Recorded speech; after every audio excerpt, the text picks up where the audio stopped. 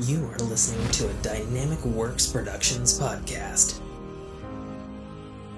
This show is available on iTunes, Stitcher Radio Network, and many, many more podcast services around the world. You can find all our content, music, videos, books, podcasts, and more on our website, www.dynamicworksproductions.com. Have questions, comments, or concerns for us? Head on over to the social tab on www.dynamicworksproductions.com if you'd like to talk to us. Now, on with the show.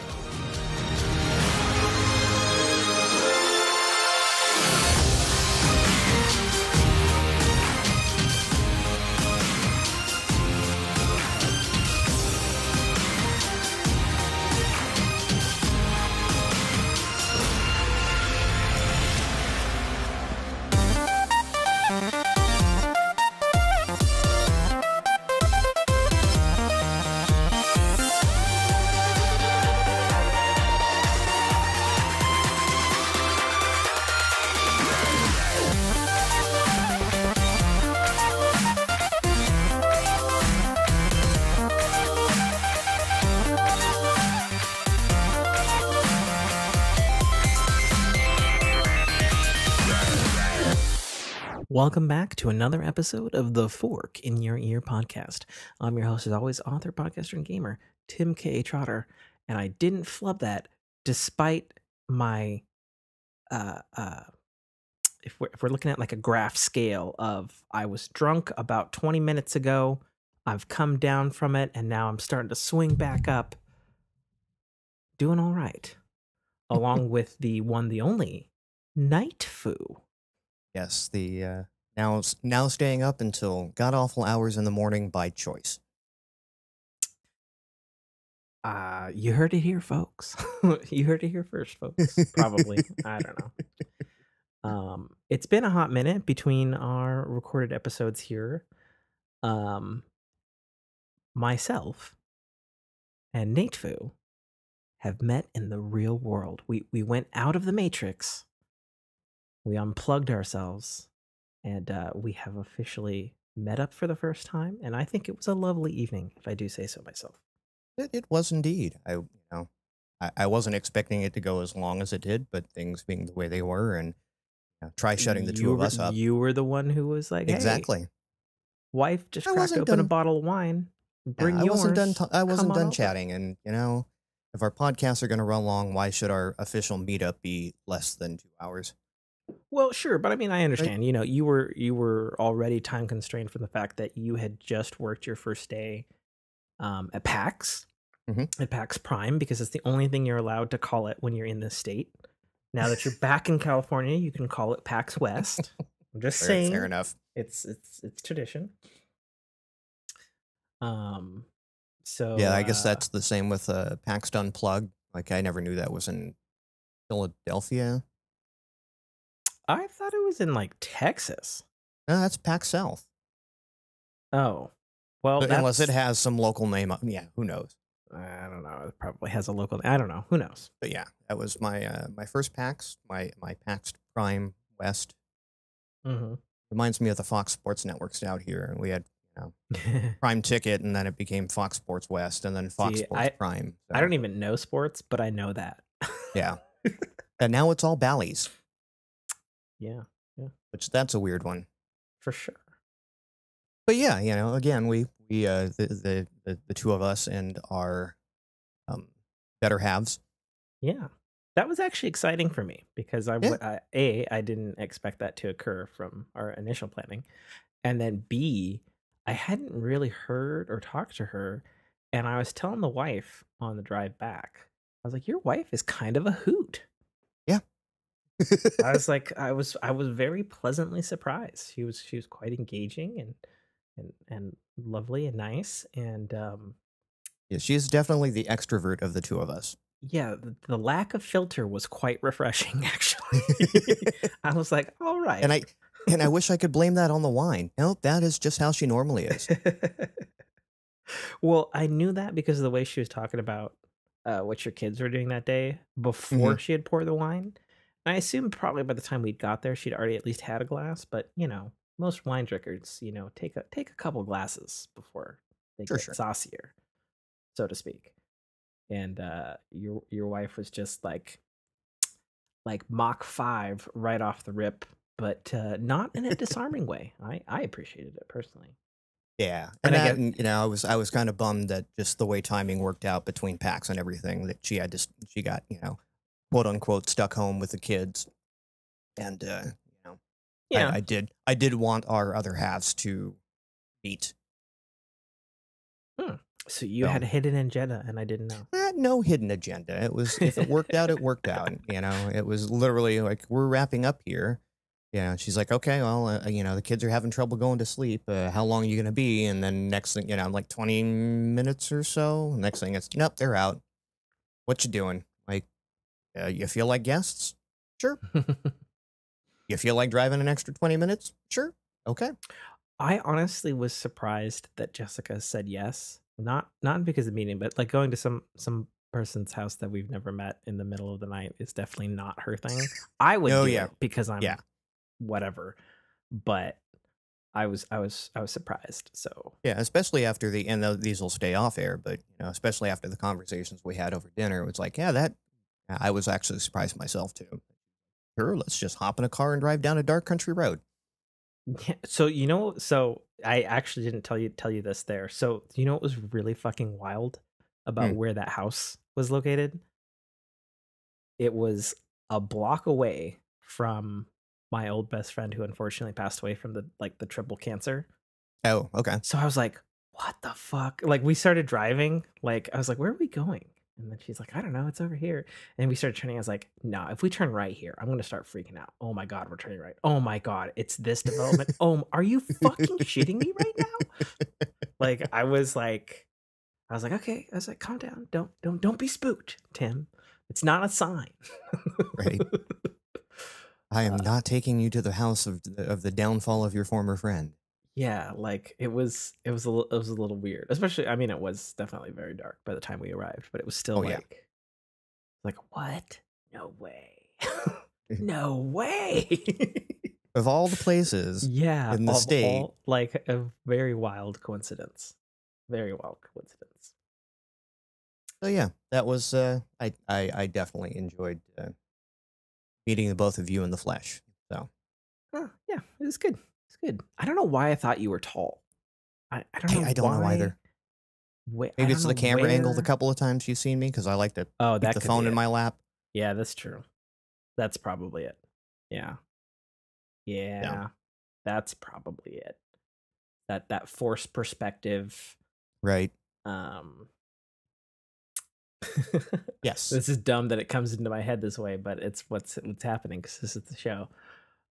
It's that OnlyFans like camera perspective to make like a 4'2" girl like 6.5 feet. Yes. Exactly. Oh, it's exactly that. Oh man. But But yeah, yeah, we I'm we need moderately tall. I'm actually dead average for um my demographic. mm, mm, So fair 5'9", enough. 160 and change. Yeah, there you go. So Uh, but no, we totally need to do what we told our wives as we were departing and get them both on a show together, and we'll just like let them let them roast us, let yes. well. Yeah, that's probably what will happen at first. Why did they make us do this? Oh, let me tell you. Okay, Just- I'll be over Exactly. here shaking my head, drinking profusely. Exactly. So did the so to speak uh myth of Tim live up to any perceived uh notions prior to meeting? You were exactly what I expected in all the right ways. Okay. Right. That's a lovely thing to say. The joy, and I've because I've met a few of my internet friends at this point. Sure. and every single one of them is exactly the same in person as they are on social media, podcast, stream, Mm. etc. Right? With the them that they put out into the world is not a fabrication or an embellishment for, the views. Well, that's lovely. You've So, gotten that because I do not have unfortunately that clean track record with meeting folks. yeah. I, I Unfortunately, I think there was sometimes. only one that I met, and it was one of those, meet and greets at a convention, and it's Oh, like sure. you see them in the line and they're on, and then you see them walking around later, um, in their, in off environment, and they're completely Mm, different people. Like, well, oh, okay. fair enough. Fair Oh, enough. Yeah. Yeah. Well, so I brought the ring back. I found the ring. okay. Long as we never go back to that stupid app. I mean, I can't promise that because I might lose the ring again. I can't promise you might not lose a co-host at that Oof. That point. much hate? That much hate. Okay. It's the loud clack and the old Windows 95. Ta-da! Well, for all I know, it's a port of some Windows 95 app. I don't know. It sounds like it. It very well could be. It very well could be. All right, let's pull up the old Discord cheat sheet because I still can't fucking remember my own shit. Uh, Honestly, like if I had a ton of extra money, I would just like get one of these spin rings and I'd get it custom engraved so that it had the proper oh, fucking. that would be awesome. But for now, Earth, Wind, and Fire. Here we go. Well, speaking of Earth, we have landed on Earth, which is Technology. technology. Okay. I have some things to say about technology. You have things to say about technology, is the question, I suppose. uh, I have opinions on technology. It depends on Fair. where you want to go with things. Okay.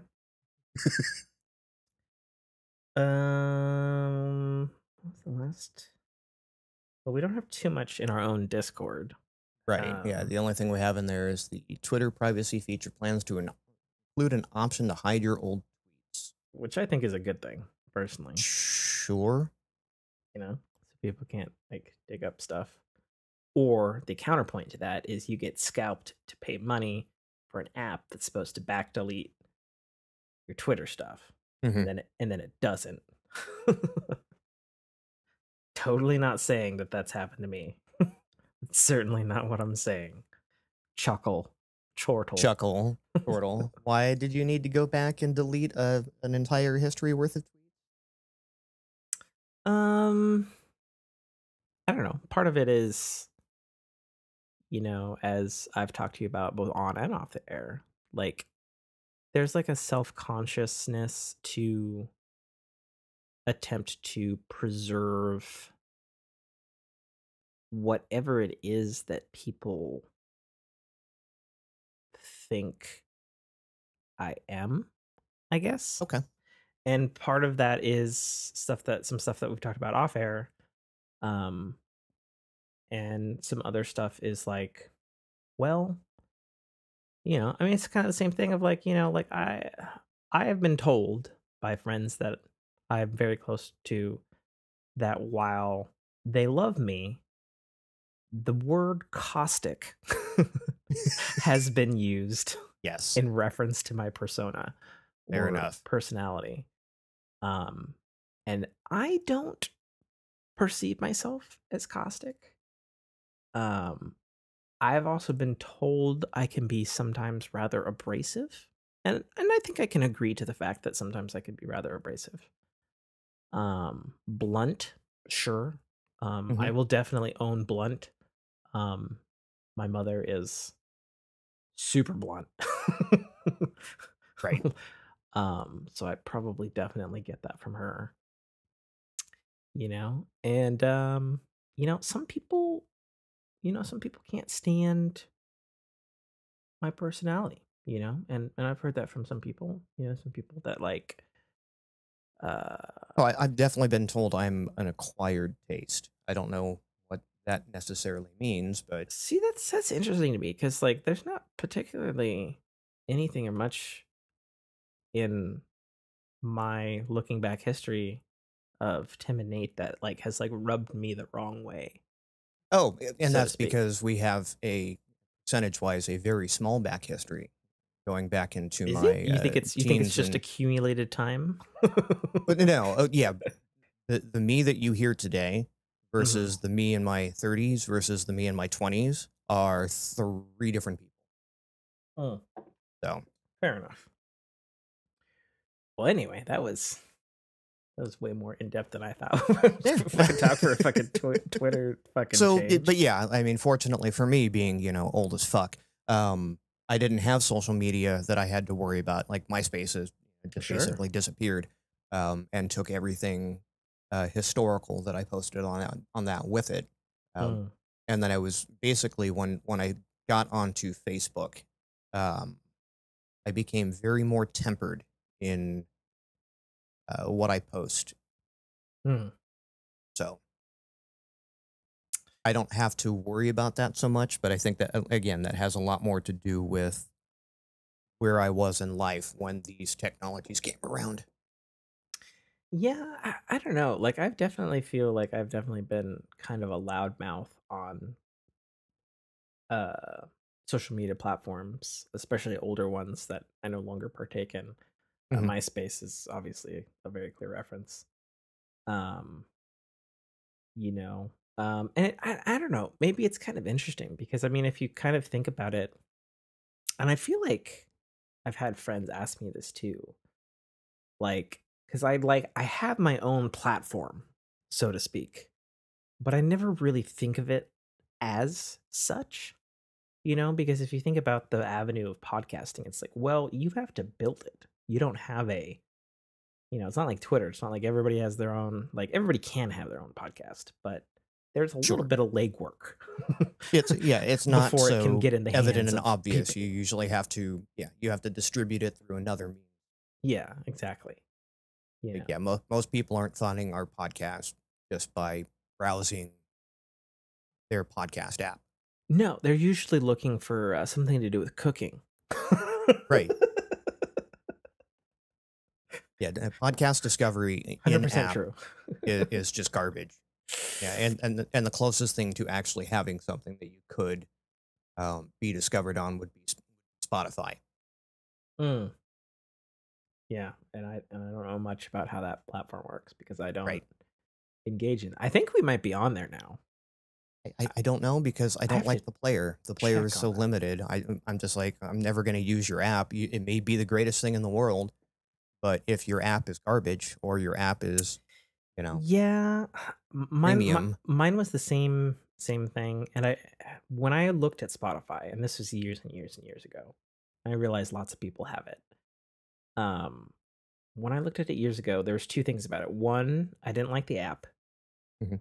and then two, which might sound strange given the fact that I am a technophile and feel like I understand a great deal about digital technology and stuff like that. I literally did not understand how the fuck like the paid subscription streaming service thing worked I to still my don't. favor, Right.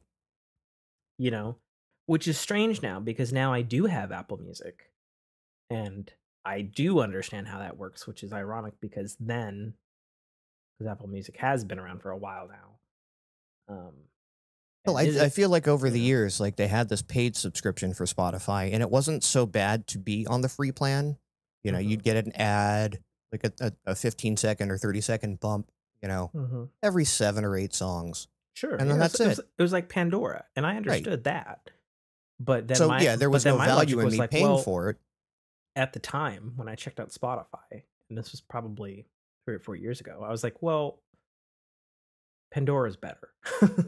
And it was. There's probably a lot of people screaming at me right now. Oh no, Pandora's not better. And I was like, well, It's not at the anymore, but it time, definitely maybe was. it's Yeah. not now. I don't know. I don't use those services, so I I don't have And I mean, and really, that could all change with a sign of a pen and a couple billion, whatever, $1 million to a record label, Sure, or right? Because that's something that I read recently, like Joe Rogan's numbers, which is, I believe, by numbers, the most popular podcast on the planet. Um, when he signed okay. exclusively to Spotify, his numbers tanked. Of course. His audience was apparently not willing to follow to that platform. And I heard some grumblings in my podcast circles that he, despite the fact that he got a big old payload off of it, and who wouldn't? I mean, if somebody paid me for this show, fuck yeah, I would go exclusive. Like, I'm not, um, No, and that leads into another. I don't know if it's under the technology or even the entertainment topic, or maybe even sure, video it's a games. little bit of both, We've had probably. all three. We've had two major Twitch streamers jump ship to YouTube Yeah, which is for wild to me. paydays, and not they didn't make any bones about it. It was like, we've got deals with YouTube that secure us for life. It wasn't, well, I wanted to go and try to, Sure. blue hair guy. Well, I'm going to go to Mixer and I'm going to make it over there. And, you know, Well, and I also look at it from, if you look at the this history of the fallout of Mixer, mhm. because I paid actually a lot of attention to Mixer because I Well, really likewise, liked the tech behind Mixer, I but it was, just but it co-streaming to both services for a while. but it never worked for me, which was wild. It It worked never great. worked on It worked Xbox great for for me. me. It sucked if you were on anything that wasn't a PC. Yeah, and Their that mobile app was garbage. Their yep, integrations with consoles was garbage. Their yeah. integrations with the streaming sticks, um, Yeah, your set top it was boxes. fucking insane that it was A, Microsoft, B, Azure, B, Silverlight with Mhm. Lightspeed. Right. Like, are you fucking kidding me? Like, they had all the tech, but they couldn't get their shit together. Hmm. And then they tried to buy all the people from Twitch, and they did because Microsoft money. And then they're like, "Nah, we're gonna sell it to Facebook." Right. And they're like, "If you still want to stay, Facebook will honor the contracts." And they're like, "Ugh, no." And it's almost like I look at some of the Facebook streams and it's like they had a pretty good thing going on their own, and they didn't really like, they looked at Mixer and went, yeah, that's cool. At least you're not a competitor anymore, and didn't really adopt anything. Hmm. It was just like, yeah, we'll take your user base and get out of here, kid. Yeah, yeah. I But don't know. yeah, like, but to have two of the, like, I open up my Twitch now and there's this void at the top, from, because like, Tim the Tap Man was always number one. At first thing I opened the app, he was always the first name up there. Hmm. And I didn't think I'd notice until I noticed. Like, I opened up the app, I'm like, who's this guy that's on the top of my stream? And it's Dado. Like, he's Mm. another popular Destiny streamer. And it's like, oh fuck, I've like, I know Dado. yeah, like, I never noticed his name on my list before because he was always underneath, Mm. right? And then, Okay. like, he was even above Dr. Lupo in certain points, Yeah. But yeah, for them to go and for them to again not pull the ninja thing and go, I'm going to try to make this work over here, Hmm. and not just the payday, for them to out and out say, we're cool taking the break in our numbers because YouTube paid us. Well, and here's what I see being on the outside looking in is, the whole jumping from like Twitch and Mixer and all that stuff was pretty garbage. Hmm. But YouTube offering a bazillion dollars for people to jump from Twitch to YouTube, Hmm. because my understanding is on the game side of things, which is surprising because it is YouTube. Um, it's not as great and Oh no, smooth and it's as not Twitch. YouTube's first. Yeah, it's not YouTube's first run at this. Like, they had Oh, YouTube Gaming, and again, co-streamed to that as well. At one point in time, I was literally streaming to four platforms simultaneously. sure, I believe that. Right. But what I see is that's different about that jump to YouTube, other than the fact that the cash is probably larger. It's that they know that the platform is stable and Hmm. could have growth.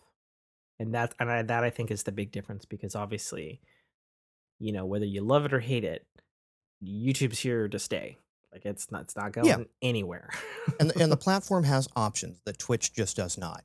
You Sure. can, and they've done some, like, Tim has done some shenanigans with his channel because he's trying to keep metrics. Both those two uh, went over to YouTube already having a pre-existing audience Hmm. that was watching clips and shorts and events and whatnot that that they take from their Twitch stream and package it up, edit it out, and throw it up there. And Hmm. they were finding that the game streaming side of it was hurting those numbers. So both of them actually have a separate channel for the game streams Yeah, because they don't so want to that they fuck their don't hurt the metrics. numbers. Yeah, Right. I'm aware of that, But which but always seemed again, really strange to me but you because, can do that yeah, and still maintain a presence, right?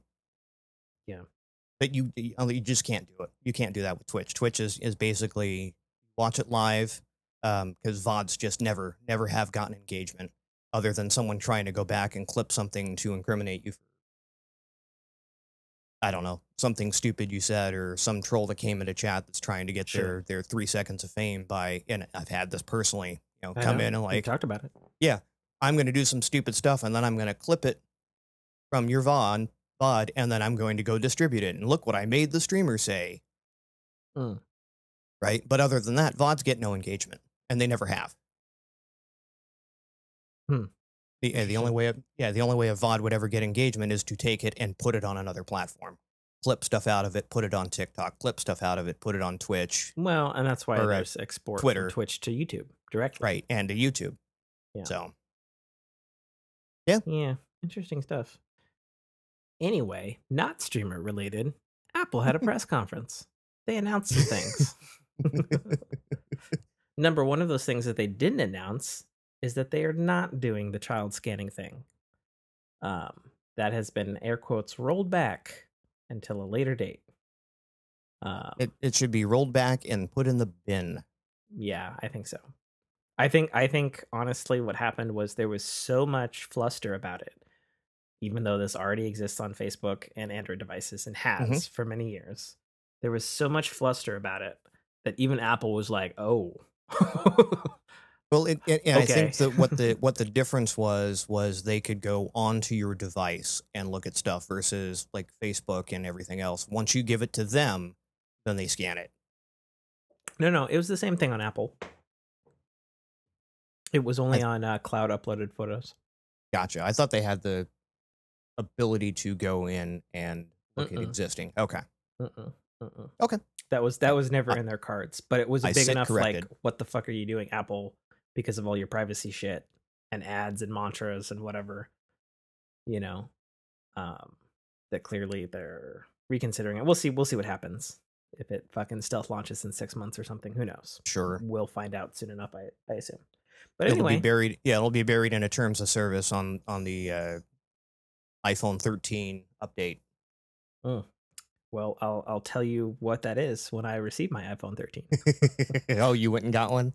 Well, I've been long overdue for an upgrade, and I've been running around with an iPhone XS, which Hmm. is super old at this point in time, and it's Oh wait, you just mean the Android fanboy over here has a newer iPhone than you do? yes, as do a lot of my friends for that matter. Yeah, I'm now the official owner of an iPhone 12s or There's an no iPhone S 12. on Okay, it's the an iPhone 12s. 12. So there's 12, or Mm. so there's 12 mini, 12, 12 Pro, 12 Pro Max. It's definitely not the Max. It is How many cameras are on the back? 2. Okay, then it's a iPhone 12. Yeah, Because if it had 3 cameras, it would be a Pro. right. So, okay, cool. Did they at least give you a cool color? No, No, just black. fucking. And they put it in Oh. they put it in a 99-cent silicone sleeve, Okay, fair enough. which Better than nothing, I guess. yeah, they didn't even put a screen protector on it. And into that, I say, whatever, it's not my phone. Well, and my understanding on the 12s is you shouldn't need one. because the screen is no longer glass, it's ceramic. Okay. Supposedly. I don't know. Yeah, I mean, I I've am one of those all my weird phones, people. you know, and they have the latest whatever the Corning Gorilla Glass on them, Yes. and it's just a matter of time before my thumbs um, leave hairline scratches in them. Mm, mm. And again, nature of my work, fine metal shavings.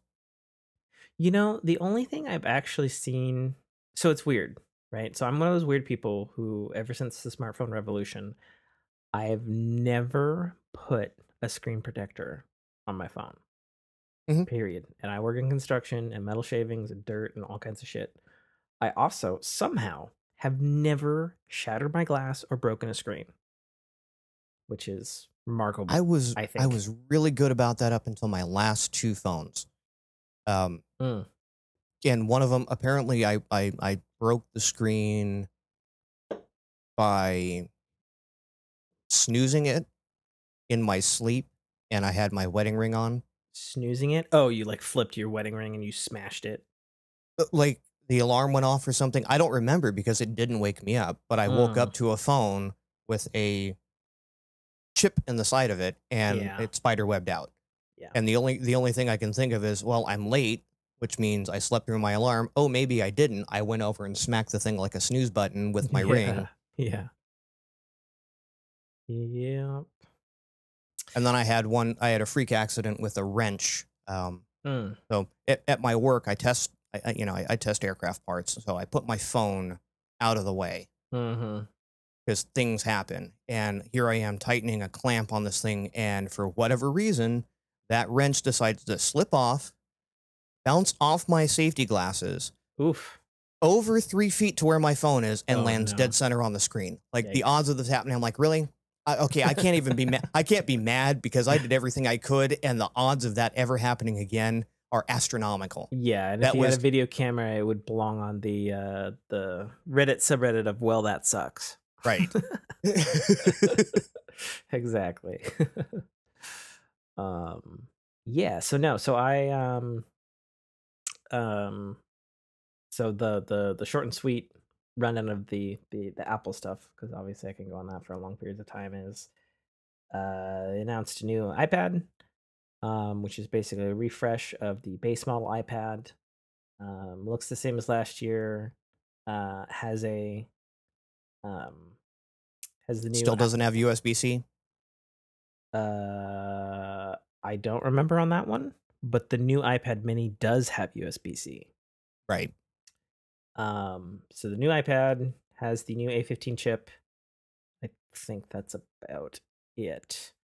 Oh, a big thing for Apple people, the 64 gigabyte options, which is the lowest end on Bye all. bye. Yeah. Yeah, all gone. Everybody's Good. 28 and up, About freaking time. which is good news because 64 Yeah. is a little bit. Um, I have an iPad Mini from last Anemic. year, Yeah. and it's 64 gigs, and it's a little too small. Yeah. Like the only reason you should ever have an iPad with 64 gig on it, and even this is questionable, is if you're giving it to your 4-year-old. Mm, mm. Right? And even that's questionable because even like the apps they're putting on that now they just pile up. Yeah, yeah, it's true. I mean, everything's always going to take up more and more space. Very, very rarely do things take up less space.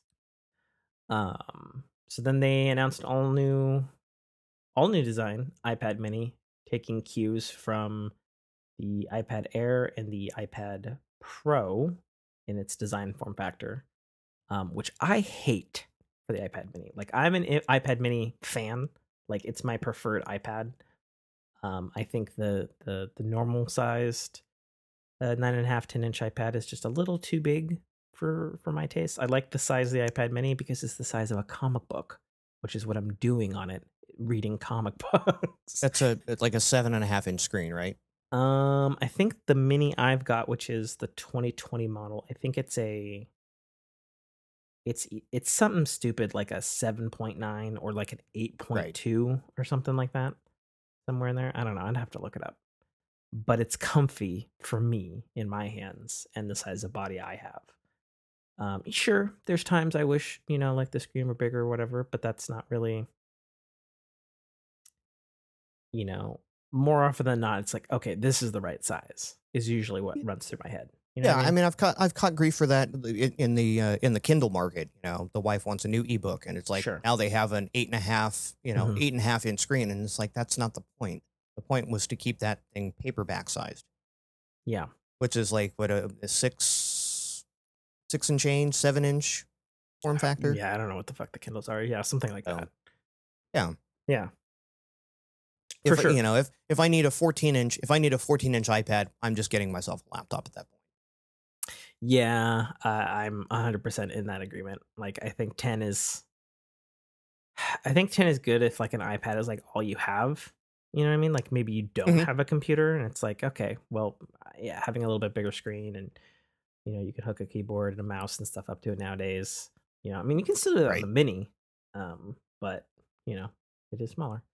But anyway, new form factor of the new mini is almost edge to edge display. Um, it's like a 12 megapixel front facing camera with like their camera AI tech that like will track you in a room. So if you've got it set up in a kitchen and you're walking around in a call, it will like zoom to wherever the fuck you Yeah. are moving to.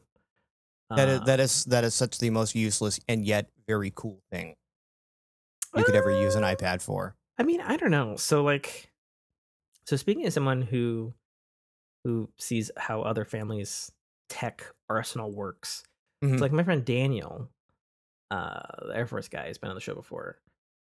He's got an Echo Show of some kind, Hmm. and it doesn't follow him around, but he legit does that for like cooking and videos and stuff.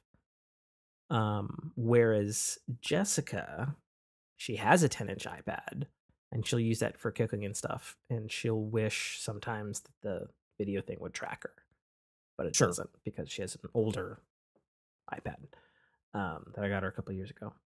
Oh, So I don't know. and I relate with that because we've done a bunch of holiday and family stuff, over between, with 2020, Mhm, um, pandemic meetings. There mhm, were plenty of times where it's like, well, if you want to see things, I have to we have a all-in-one yeah, computer that we just stick at the end of the room with the camera on the top of it, and you get the entire room or nothing. mhm. That we would love to be able to hone in on certain things that you would be Yeah, able I to mean, do with this pan it's a scan. software thing. There's no reason Yeah. it couldn't be in any other device just with a lower resolution camera. Hmm. Um, It's built into my NVIDIA, yeah, the yeah, yeah. NVIDIA broadcast software. Oh, well, there you go. There you go. So it's got that. It's got, I don't know, some fucking large quantity of number megapixel rear camera. The mini's finally got a bump on the back of it with the camera, Yeah. which I fucking all right. So full stop. I am not a fan of camera bumps. Yes. There are two reasons, in my opinion, logically, why there are camera bumps. Hmm. Physical A, lenses would be one of A, them. physical lenses. You can only stack so many fucking mirrors on top of each other Right. before you run into a physical space issue. Number two, the reason the camera extrudes from the rest of the fucking body is because that's the only way to allow more light to it because of the surface area. If it's right up to the Hmm. camera from the way the old cameras were in old, Right. So now that smartphones. basically the sensor is flush with the body of the Hmm. iPad, and then you have the bump over it as your detector. The Yes, the sensor is yes, now flush. yes, yeah, yeah. It Right. took me a second. Yeah, Yeah. that is what I'm saying. So I hate camera bumps. Hmm. I am about to get a so I ordered a iPhone 13 Pro, not the Pro Max. I'll go into that in a bit. Which according to many of the the popular Apple YouTubers like MKHD and stuff like that, has the bumpiest bump of bumps of Apple yet. It has 3 step bumps, which is insane to me. I'm hoping it's not going to be that bad because I felt some 12s and in pictures it looked super bumpy, but when I actually held them, I was like, okay, that actually doesn't feel too bad. Hmm. Um, but I'm hoping Well, that it's not going to suck. have you ever or do you currently run your iPhones naked? No, No, not at So all. what's the problem with the bump at that point? So I'm a weird fucking Apple zealot fetishist, and I'll Mhm. like take the case off at night when I'm in bed and just fucking fondle my phone. I'm because having the mental image right now, and I think I because need to go wash my mouth out with soap. yeah, so the night ritual, full disclosure, Fork Fam and Nate, is take it out of the case. I've got a spritzer bottle of 99% rubbing alcohol. I gently clean down the phone. I blow out the fucking lightning port. Um, and then, I dry it. I let the case sit by a fan so that it's air drying, and then I'll fuck around with the phone until it's time for bed. And I'll go get the case. I'll put the case back on, and then I'll plug it in and put it under my pillow. That's the Tim ritual that Why I've is it been under doing. your pillow? It's under my pillow for really habit reasons.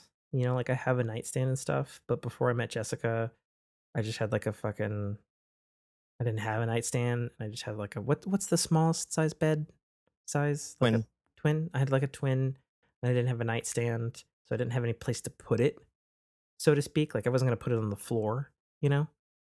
So I okay, just would put it under the pillow. Um, yeah. So you really, you understand that's weird, right? putting it under the pillow. Yeah, Why? what nightstands are for. I I understand that you know. didn't I have have a one, nightstand literally an inch away from that fucking edge right? of my bed.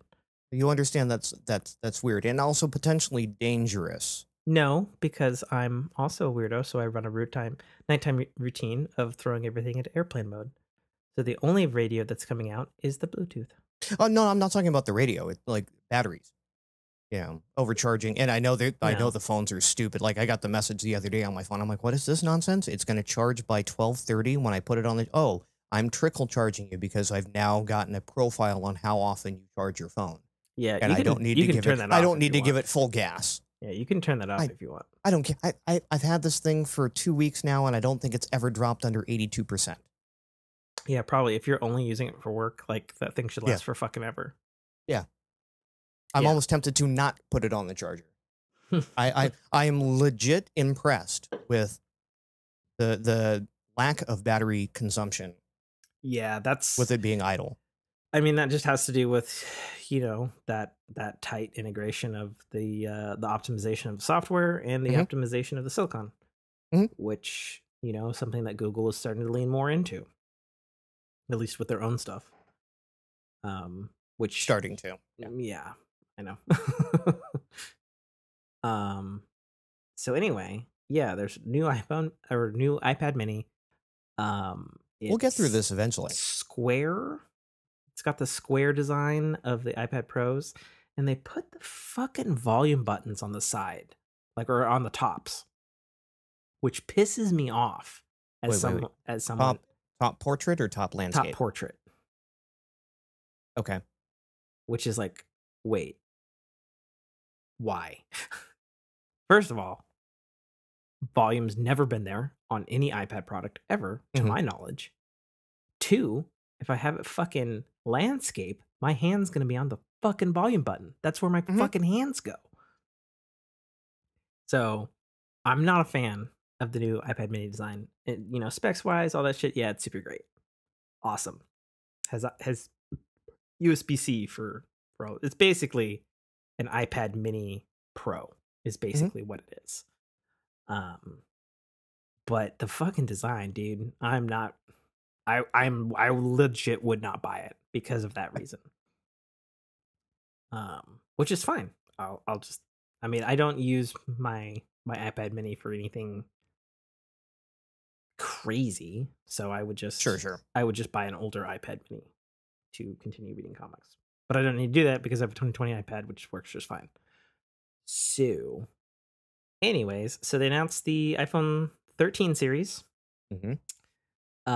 Every phone this time has a A15 processor, which to my knowledge was not what they did last year, the iPhone 12s. I think the lower ends had like the same processor as the previous year or some shit. Like they had some better other stuff, but the processor was like the same. and then it was only on the Pro line where they got like the newest processor. Okay. So everybody gets the same processor except for the Pros, because this year the Pros not only get an extra bumper RAM, but they get a 5th core on their GPU, which is interesting to me Mm-hmm. as someone And who does use his phone for a lot of graphic stuff. it's available with 1 terabyte of storage. Yeah, that's what I'm getting, baby. Dude. Dude. Yeah, that's what I'm talking But about. you know what? I guess if you're going to, and Apple has always pushed hard into their camera tech, right? They want Well, these things to be literal movie cams. If you're going to push that as a feature, you've got to back that up by saying, here's your 1 terabyte version, so you can record an hour yeah. of full 4K HDR video Yeah, footage it's on not this even thing. 4K anymore because they're supporting ProRes. Right. So But full movie reference file. and it's funny, like I keep seeing things. It's $1,600. That's nothing. That's Mine's not. no, the 1 terabyte version. Like Mine is not $1,600. no. Nope. Mine's 14. Okay, but still, Sure, that's probably with tax. Fine. sure. That But seems absurd until you start looking at some of the stuff they like all the new Samsung phones that are coming out, and sure. believe me, I'm looking at those as well. The Fold, Yeah. um, They're supposed to something be really like good that this year, is the folds. yeah, something like that is coming out, and they're pushing 1,400 as well. And it's like, okay, this is just this, this is the state of technology now. Well, so on the Apple front, so pound for pound for the top end of last year's 12, the prices didn't change, even though you're getting Hmm. more stuff this year. Hmm. So in terms of that, Apple isn't budging on the price, which is interesting. A lot of people speculated that they would bump this year. But now that they didn't budge, other people are speculating now that since they didn't budge, Apple's probably taken that on the chin because they have trillions of dollars and they're weathering it out, hypothetically, till Sure. the silicon shortage is over. Who knows? So anyway, I'm getting a 13 Pro, not a Pro Max. Okay. And I'm not getting a Pro Max for 2 reasons. One, buddy and coworker Brock has a 12 Pro Max. And I was talking to him about it and I was feeling it stuff. And I was like, so like, what's the number one thing you don't like about this phone? He's like, honestly, it's too fucking big. And I was like, okay, that sells it for me because I have an XS, which I didn't know this until I looked in the specs, because even though I do read all this stuff, it's not something that like, even though I read a lot of stuff, and I know a lot of things generally off the top of my head, like a weirdo. I've had an XS. I've had an XS since it came out. That was 12, 11. So it's 3 phones ago. Mhm. Or 3 years worth of phones ago.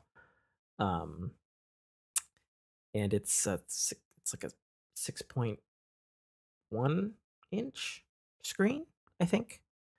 And I looked at the screen sizes this year, and the 13 Pro is like a 6.7 screen. And I was like, oh, it's going to be bigger no matter what I get, basically.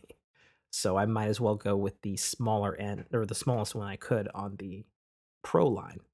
Sure. I mean, and again, when we met in person, I don't know if you noticed the license plate that I slapped down on the table. That was my phone. I did. I did. I feel like I almost made a comment, or I did, or I didn't. I don't remember. Yeah, Remember when we were in a rush 46 because we were trying to when order 46 sushi. years you meet, Yeah. bigger phone you will appreciate. Sure, because old, but Yes. I also like stuff to genuinely fit in my pocket, not just like Yeah. you know. Yeah. Anyways, I ended up going with the 13 Pro in whatever the fuck Apple speak they're calling the turquoise blue color this year. Oh. Yeah. And yeah. And some people, well, and I went with the Pro for a couple of reasons. One, so the 13 Pros this year have macro photography, which to my Hmm. knowledge, I don't think anybody even fucking has on other phones. Or if they I, have, it was like a one-off feature and nobody did it again. I want to say either the Pixel or one of the Samsungs did it, but Yeah, yeah, that's a very specific use case. So sure. And in Apple's case, they're using a actual lens for it, not software, yes. which is really nice. Both from like if you're a photography perspective, but here's where I found it super useful. So I use my phone a lot for work. I take a lot of pictures and a lot of videos for work and construction and stuff. And I put my phone up to look at really fucking tiny fucking Hmm. computer things and all kinds of stuff.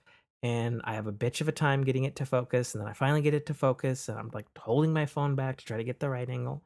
So if it's got macro, that means Like legit macro. I Yeah. can read the fucking little tiny fucking serial number label that I'm trying to take a fucking picture of. So Yep. I was like, fuck yeah, that's useful to me.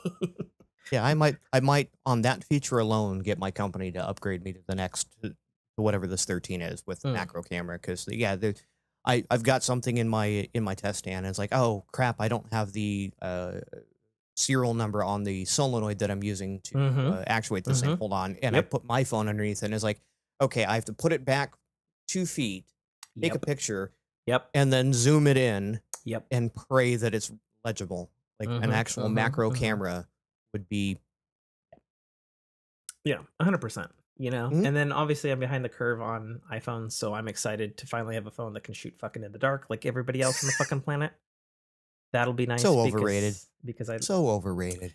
you know, you say that, but my photographer buddy was showing me the 12 Pro Hmm. version on that shit, and I've seen it on some of the Google stuff, and I was just like, man, I want to take photos at night and them not look like shitty grainy pieces of shit.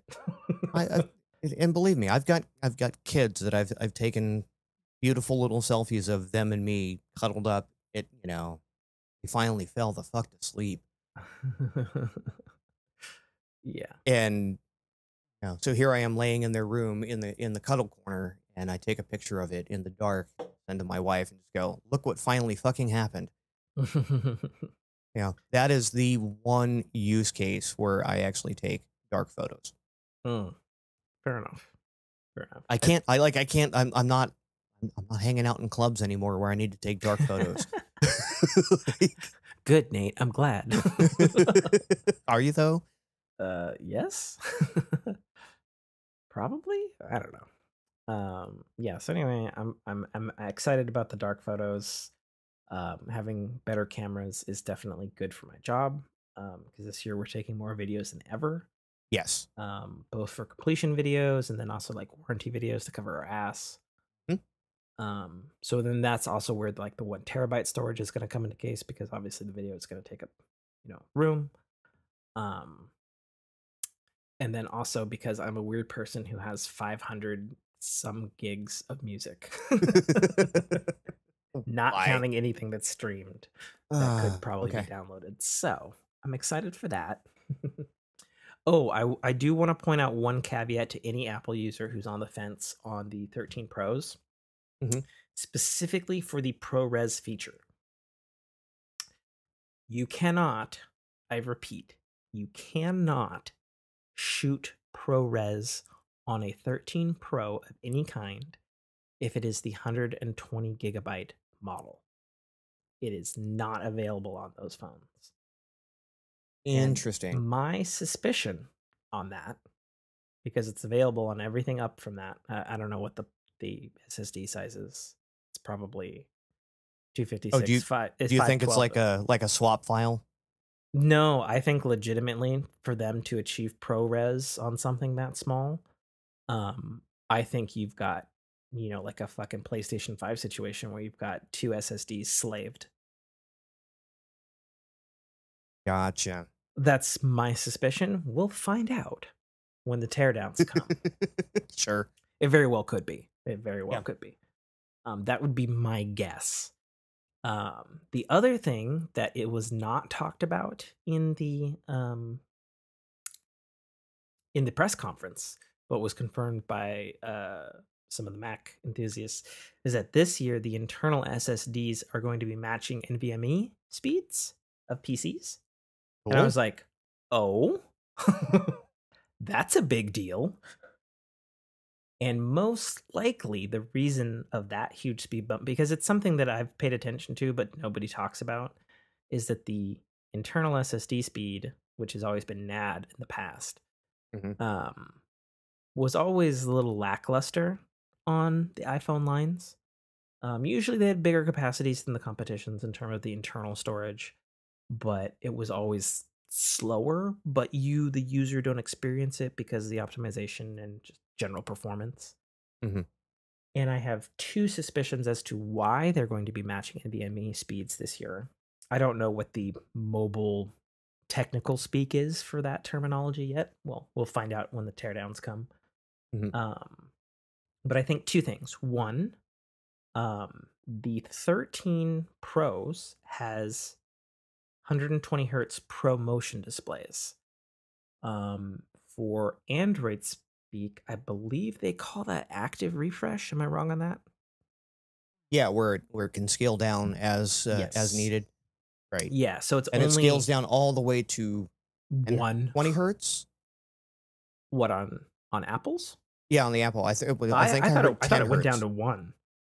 Yeah, I heard 10. Let me But see. yeah, either way, like getting down to 10 hertz when you're not using it is fine, right? 10.1 at that point is irrelevant. Most phones scale down to 30 in their power save state, and then scale back up as needed. What does it say? It's a very old article from 2017 when they introduced their name of this tech. Oh.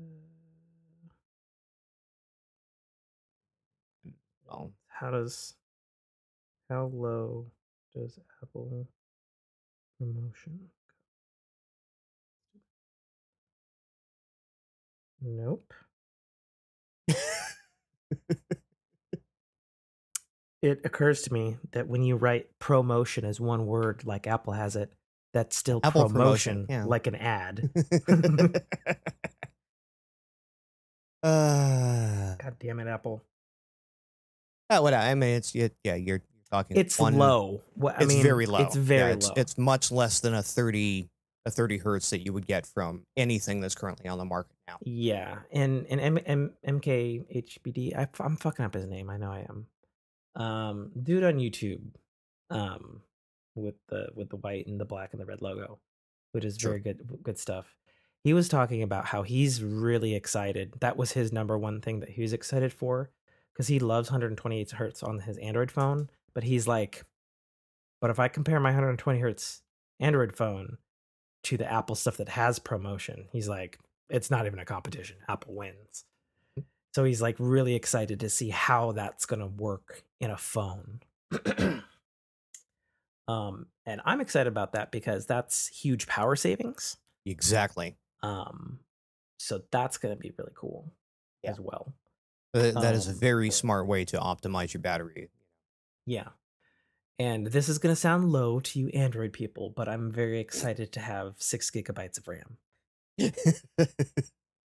You know what? If you optimize things right, you don't need to just brute force it with RAM. 100%. I mean, right? This is.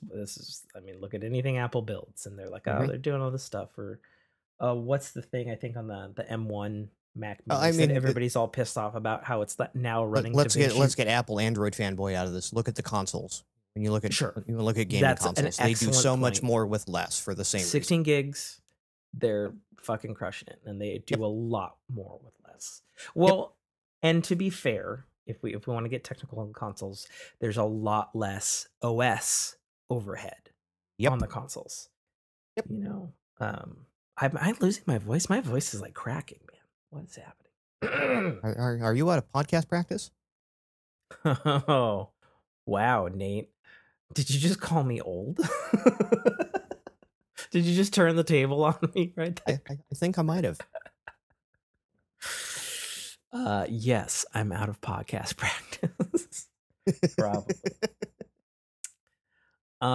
So yeah, so that's the iPhone 13 line. Bigger And you got your cameras. you got your Series 7 Apple Yeah, so Watch that coming was a out. weird one. That was a weird one. So I'm an Apple Watch guy, Hmm. and I What kind of what series are you currently running? I have a 4. Okay. So they've had a lot of really cool ass shit added in the last 2 models. Yes. And the 7 doesn't have anything. And the general consensus I've heard on this one is if you're running a 4 or earlier, it's a worthy upgrade. This is the Sure, one you because want it's to already upgrade to. got stuff. If you're running Yeah. a 5 or a 6, don't bother. Mhm. So the Series 7 Apple Watch was one that threw all the Apple people for a loop Hmm. because people had leaked stuff and like case leaks like they usually do, and it Right. was reported to have this square flat design thing like some of their Pro iPads do and the new iPad Mini does. Hmm. Uh, which when I read about that and saw that, I was like, that seems like it was simultaneously super Apple and not Apple at the same time, because on the one hand it's like, all right, fine, I could see them matching the aesthetics of the rest of their fucking devices, but on the other hand it would be unlike Apple to make something that would be uncomfortable, which has been a particular point that they've hit home on the Apple Watches.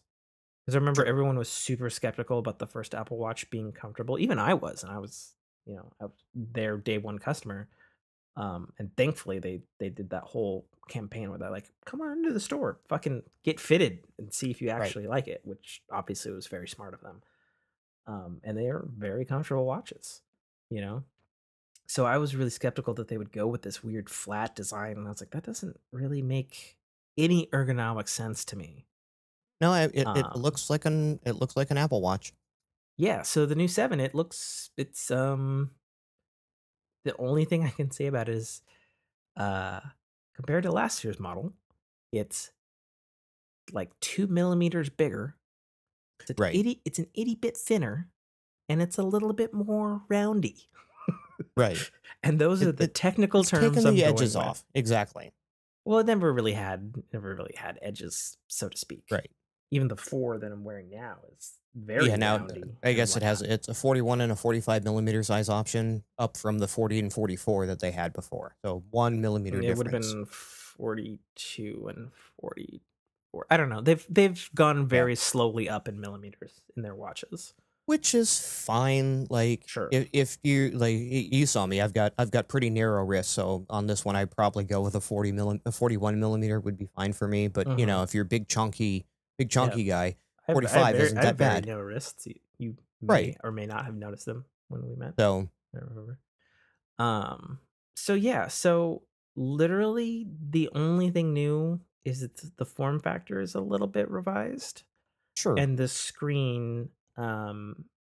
Did they always have that winder knob in that spot? Yes, Okay. that has always been the Apple thing, the digital crown, Right. um, so to speak. Yeah, that's always been there. And then that knob also is your ECG. Oh, gotcha. Yeah, yeah. Yeah. Um, yeah. There's literally nothing new about it other than the screen's a little bit bigger. And then where the curves on the grass, it curves like the screen itself actually curves a little bit. Not unlike A Samsung? The Yeah. Samsung. What was it when they started that? The Edges, I think. Yes. Yeah, not unlike a Samsung Edge. Lol. I guess. So yeah, so I wanted to get one of those. Very strangely, they're like coming later. And I was Mhm. like, "Oh, later when, Apple? That's not like you." So, yeah. So I don't know. I'll probably get one of those because A, You haven't done it in uh a while and yeah, I haven't treat done it in a yourself. while, and Yeah. it's like going back to the screen thing. So my watch face is beat to shit. Mhm. It's not cracking. It's holding up great, the old fucking watch Sapphire and stuff. But it But is scratched up.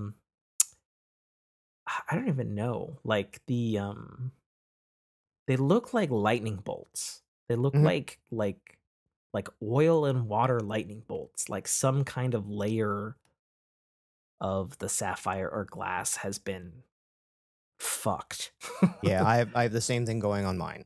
Yeah, there's nothing wrong with my watch. It's still doing great. It's a little lower in the battery end these days, but you know, I've also had it since whenever the fuck the Force came out, which I guess would be when the XS came out, now that I think about it. So, yeah, 3 years. Original battery. Never had any service or anything replaced on it. I do know my battery has worn to 83% though. I do know that for a fact. But you know, so it goes. So it goes. It is what happens. And you know, it's the watch, and even though I do put a little bumper around it at work, um, you know, it has been hit many times by many heavy things. Some things flying very fast on accident. Oh, were you pulling Wonder Woman bracelets with it? No, you hold like a fucking drill and you're holding it, and then it fucking slips out of your fucking Oh, hand and it yes. flings all the way around because it's stuck on the wall, and then nails you right in the wrist. Um, you know? Done it. Yeah. Yeah, those things. Hopefully no one else is watching when it happens, Yeah. which is almost never the case. Yeah, so that's the Apple event in a nutshell. Very strangely, no release date for iOS 15, which doesn't make any sense. I'm reading the 20th. Really? Yep. Tomorrow? iOS 15, from Mac Rumors. iOS 15, iPad okay. OS 15, Watch OS 8, and TV OS 15 will be released Monday, September 20th. Apple announced today during its California streaming event. Huh. Weird. I watched the streaming event. I didn't hear that. Okay. All right. And That's that fine. was as of Tuesday, September 14th. So, hey. Yeah, that was when the event happened. Okay. Well, I Look must for have that fucking update. missed the fuck out of that. All right. Thank you very much for that. And Mac Rumors, very reliable. All right. Sweet. Yes. Yeah, that's the Apple thing. Now, absolute non sequitur to technology. Wait, that was technology, wasn't it? I know, but this is more technology. All right, Nate. Mouse pads. What is your take on mouse pads? Do you use one? If so, why? Yes, because I hate scrubbing the surface of my desk. Ooh, all right. That's a solid one. That's a solid one. I have glass on my desk, so it's a little. Also, another reason to use a mouse pad. Right? But yeah, laser doesn't do so good in that. So, carrying on the this strange tradition of my friends fucking giving me free shit. I now have a gaming keyboard and a gaming mouse. Mm-hmm. What'd you get? It's an iBuyPower. It's got like a little lion dude. Okay. On it. Yeah. Got it for free. Can't complain. The gaming review, or the Tim gaming review of the actual product, is the keyboard is a functional, very noisy. Is a functional noisy keyboard. The weird thing about it though that throws me off though is the key travel is so deep. Oh yeah, which is really weird to me. Do you know what kind of switches you have just for those keyboard porn people?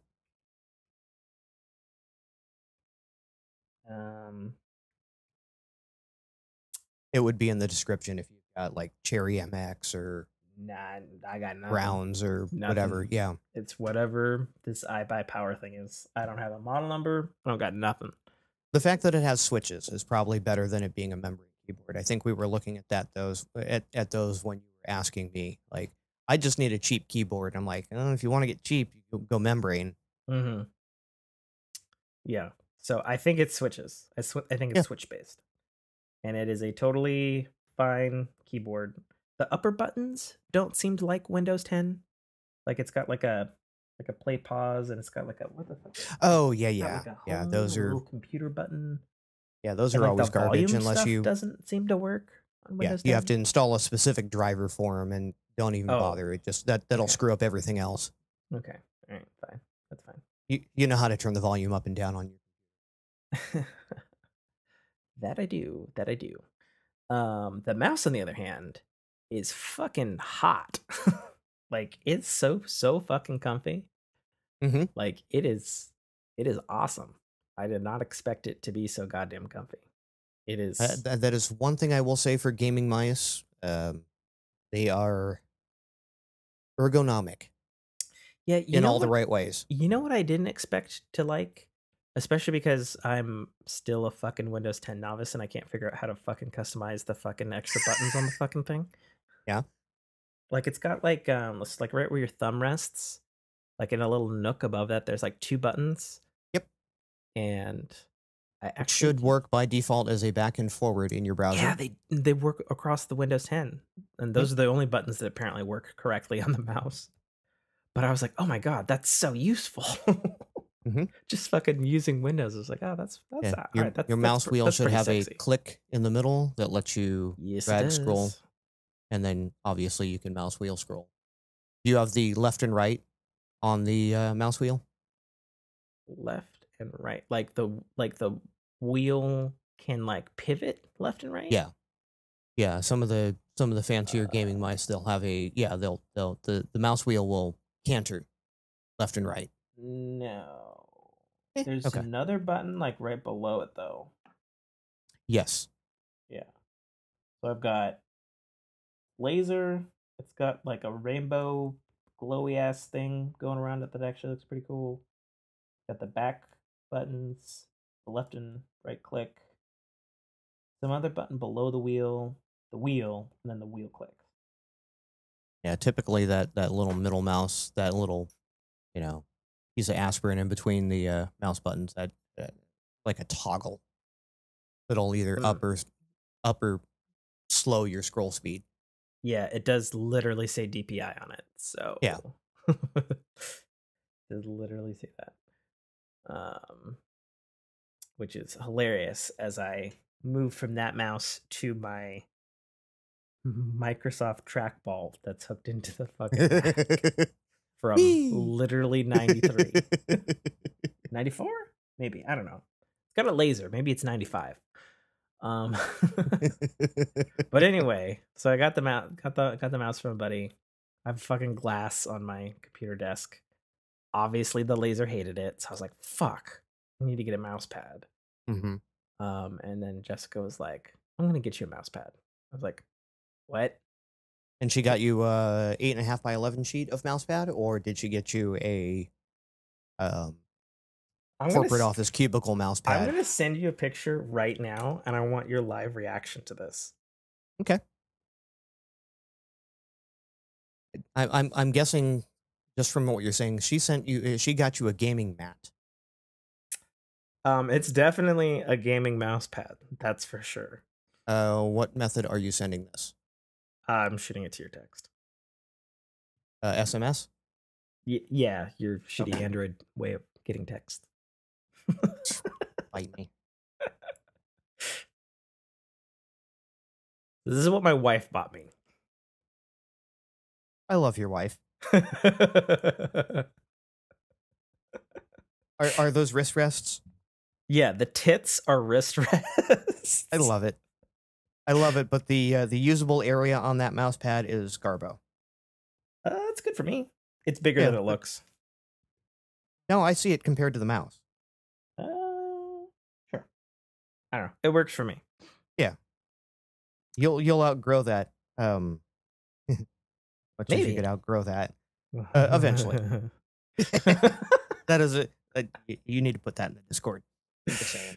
Yeah. I think I've probably taken pictures of it before. I meant to. I just haven't.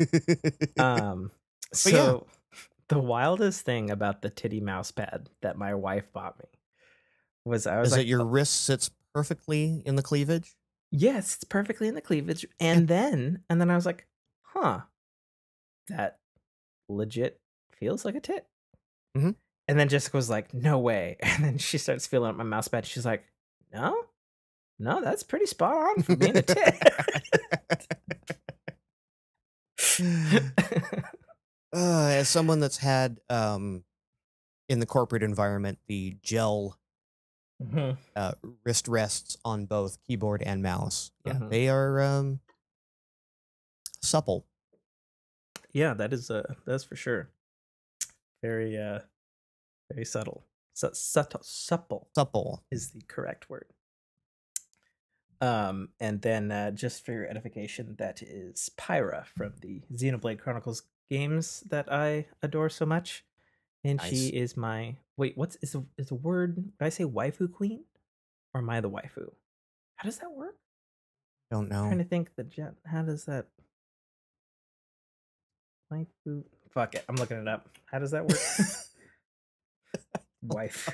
I don't even know what you're getting at. Waifu. Well, because she's basically an anime character, even though she doesn't have an anime. So why waifu? Waifu?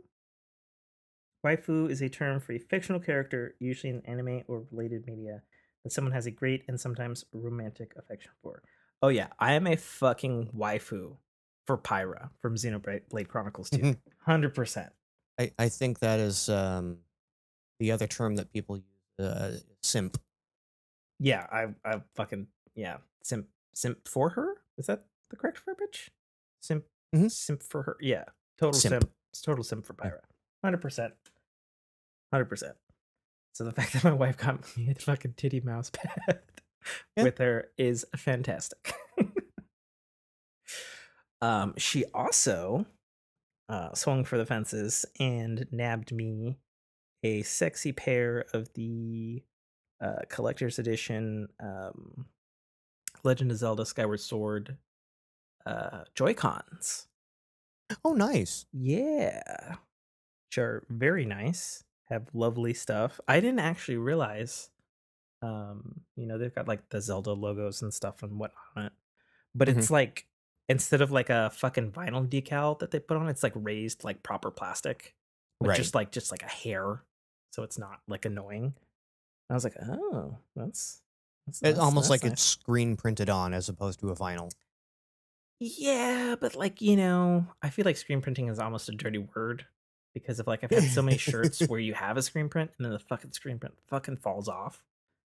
Like 6 washes in or whatever.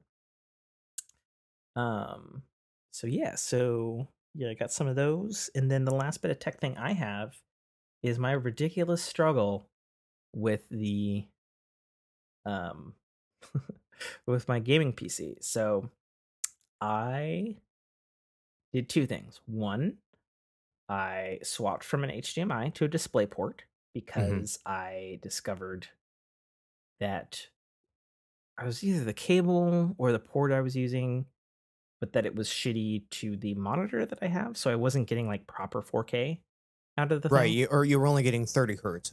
If I Yeah, something remember like that. It reading was on that, it shitty. was you could do 4K, but you could only do 30 hertz through HDMI. You had to go to DisplayPort on it to get to full 60. Yes. But I was also being dumb about that. Mm-hmm. So here's where the adventure began. So because I'm new to the gaming PC world, or new again, I should say. Oh, And you understand that a big portion of the problem is the monitor you're using. So it was cutting edge at the time, sure, 100%. in all the wrong ways. I mean, maybe. Like I have one of the Oh. first Samsung monitors that had HDMI on it when the standard was still DVI, but they went, "Hey, HDMI is coming. Mm-hmm. We're gonna do this." I think you got one of those first monitors where HDMI was the standard and DVI was coming. So this has DVI. Right. This has DVI, it has HDMI, and it has DisplayPort all on it. But the Or sorry, DisplayPort, DisplayPort was it like I think that was at that time that DisplayPort was coming as the new tech, and it's just yeah. it's there, it's done poorly, so you get this weird jank. Whereas if you were to buy any monitor off the shelf now, it'd be like, oh yeah, this just works fine and everything. You know, 144 hertz. Mm-hmm. So anyway, I swapped cables for 2 reasons. One, I wasn't getting the correct, I don't know, color gamut and Mm-hmm. frame rate and pixels and shit when hooked up to the PC. And then 2, since this monitor also doubles for my Mac monitor as well, I was getting annoyed at swapping HDMI cables because unfortunately the monitor, despite the fact that it has all the fucking connections in the world, it's only got one of each. Mm-hmm. Um, so I ended up going HDMI to the Mac because the Mac is just like, oh, we're just going to compensate for your monitor's inadequacy because we're a Mac. That's what we do. Right. Right. Easy peasy. Which I now immediately regret because I have arguments with Brock about easy peasy because I hate when it's said, and I just said it, and fuck me, and here we are recording. So, at 1 hour and 30 minutes, Brock. Yeah. So I got a pretty decent, high quality.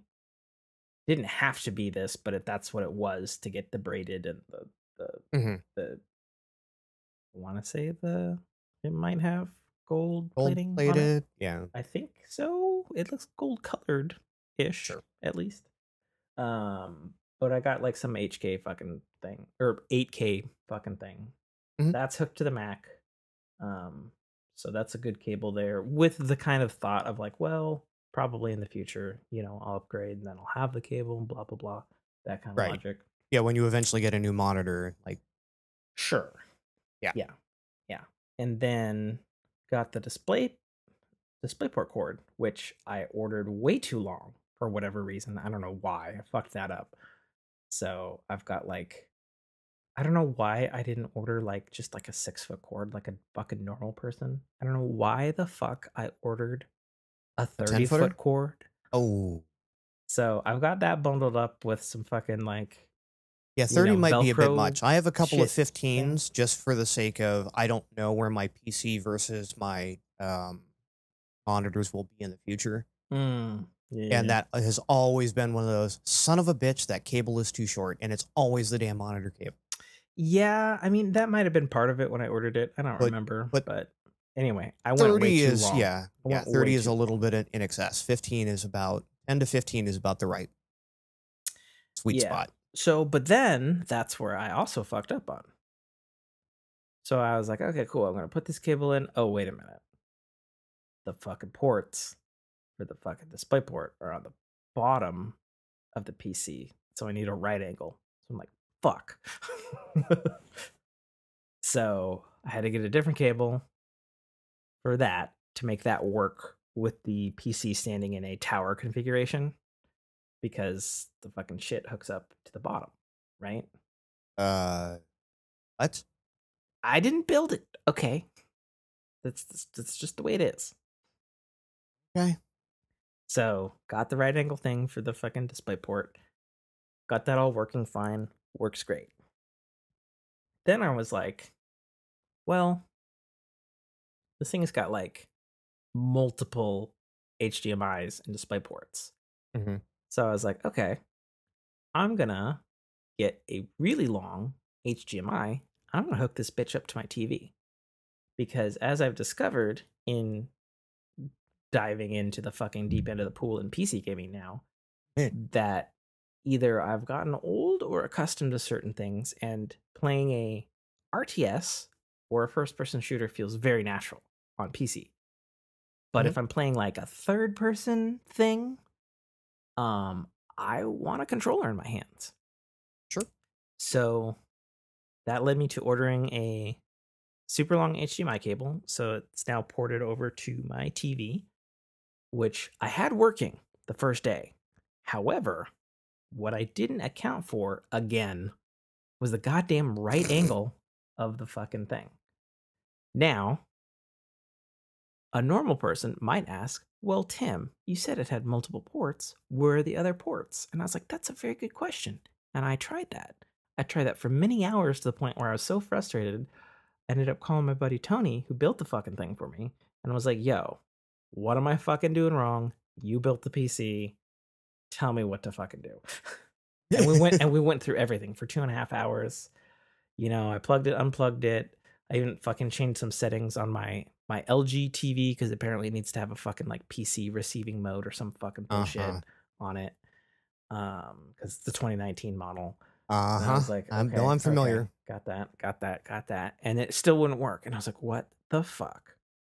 And he was telling me all the key commands, the Windows P key that pulls the little slide bar for all the display stuff, which I didn't even Mm-hmm. know about. And I was like, okay, that's Yeah. unuser friendly, but Project. okay, cool. Good that it's there now that I know it exists. And then finally, we're on the phone, and we've been at this for 2 hours, and he's like, I don't fucking get it. I built this fucking thing so that an idiot like you can fucking get this shit together. What the fuck? He's like, did I fuck up? Is there a driver missing? He had me go get better drivers and stuff than whatever Windows update was giving me. And it turns out your 30-foot cord just wasn't. No. So then finally he goes, wait, which port are you putting it into? I was like, well, because I skipped a step before putting it into the bottom. I'm putting it on the back port. And he goes, oh, yeah, those don't work. So that would go if you had an integrated GPU to the CPU. You need to plug it directly into the GPU, into the video card, yes, which is on the fucking butt end of the computer. Mm-hmm. And I was like, fuck. Of a bitch. Flipped it over, plugged it in, yeah, worked perfectly fine. I was like, fuck.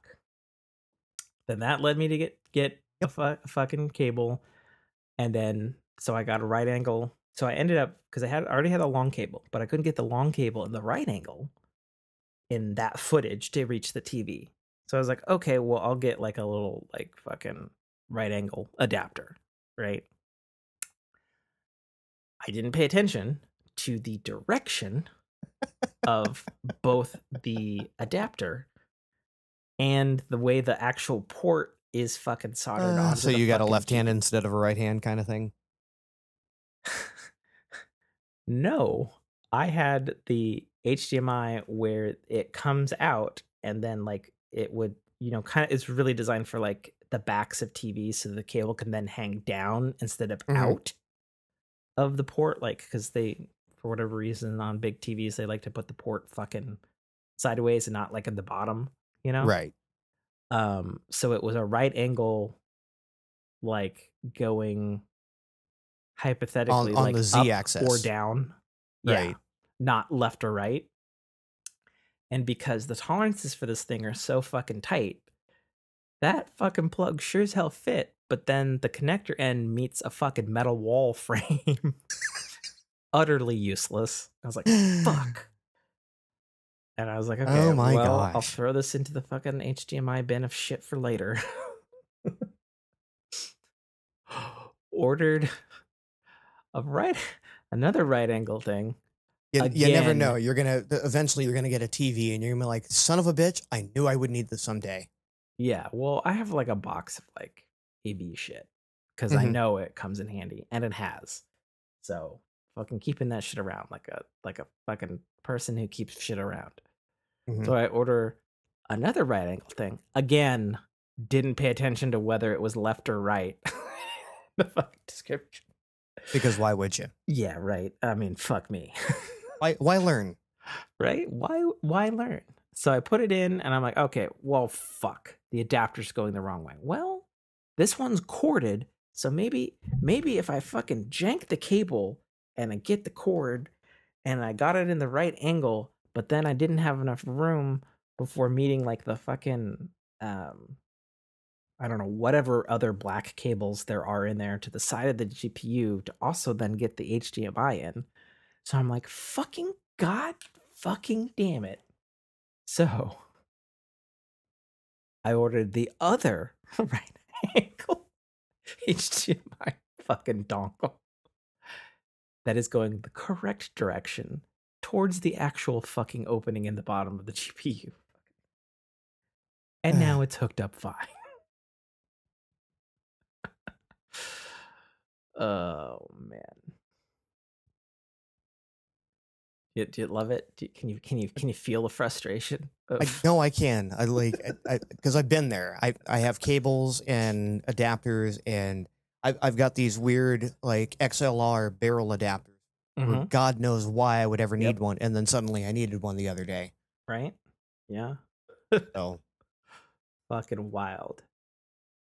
So then that only left one fucking adapter left before this ultimate PC gaming rig that my buddy built me.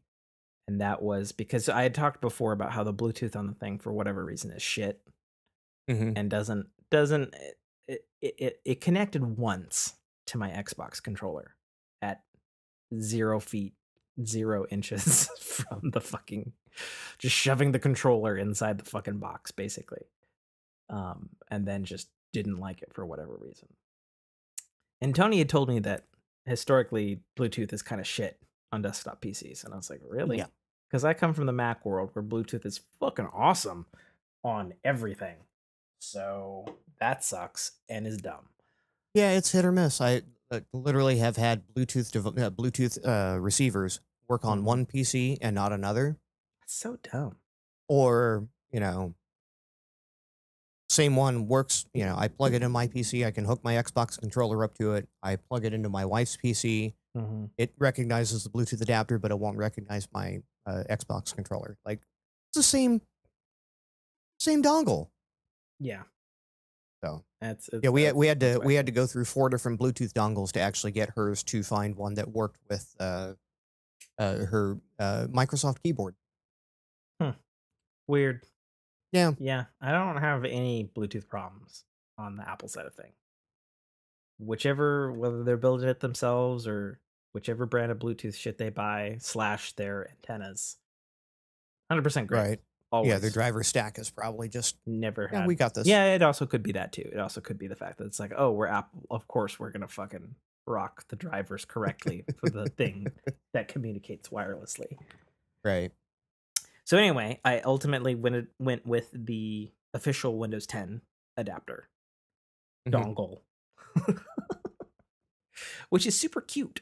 That was the thing running around the internet earlier the year. That's like, oh, this is the Xbox streaming stick. And then people were like, Okay. no, that's the Windows 10 dongle. Shut the fuck up. It is very cute, I will say.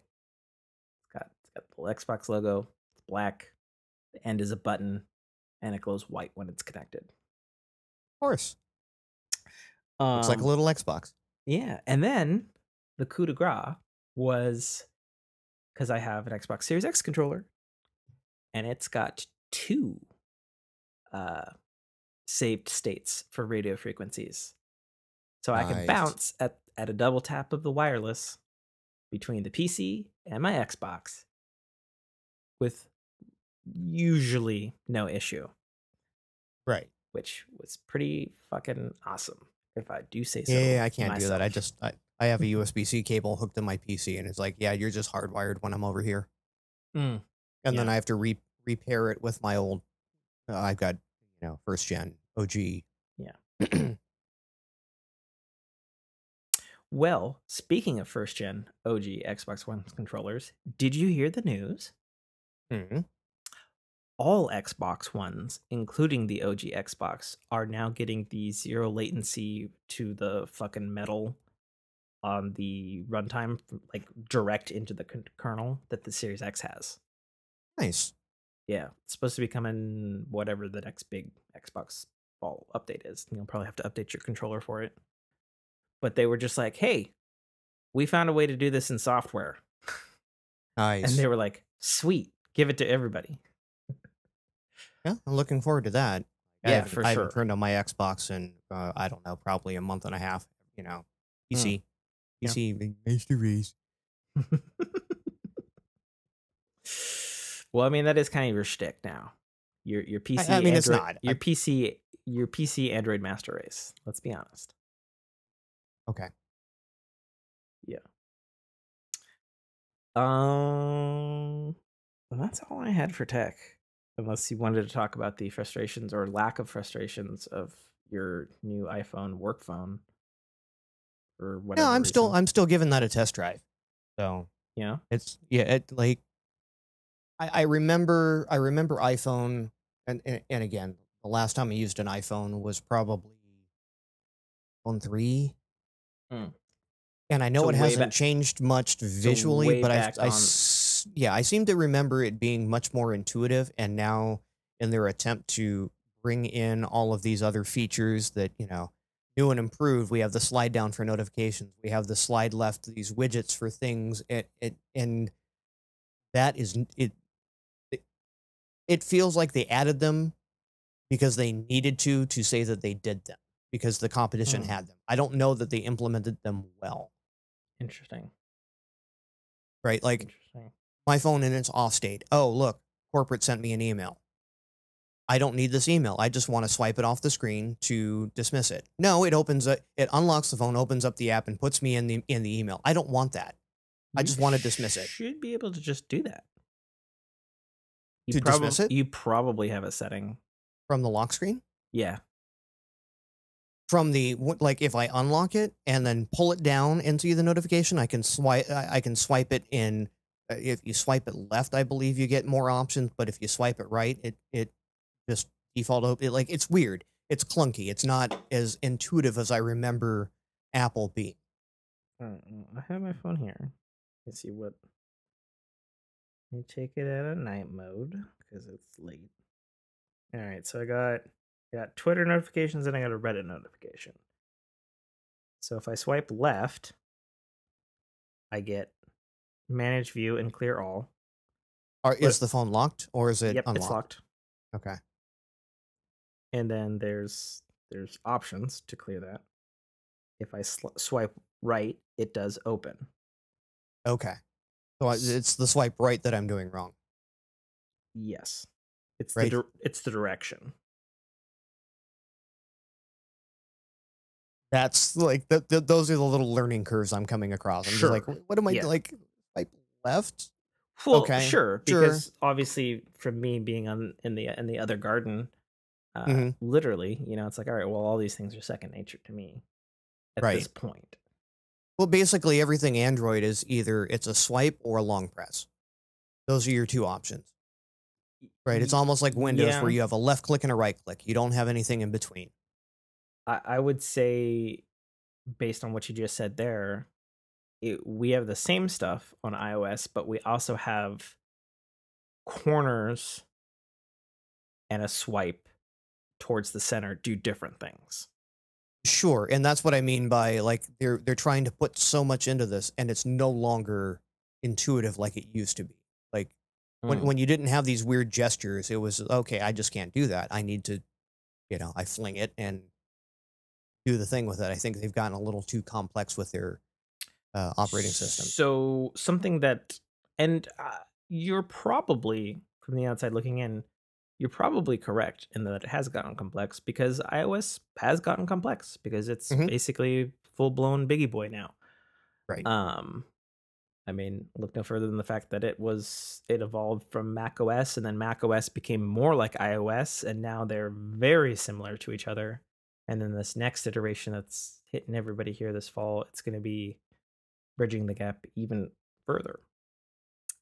However, I will state there is a lot of old functionality stuff in iPhone that you can toggle back on that make it more intuitive.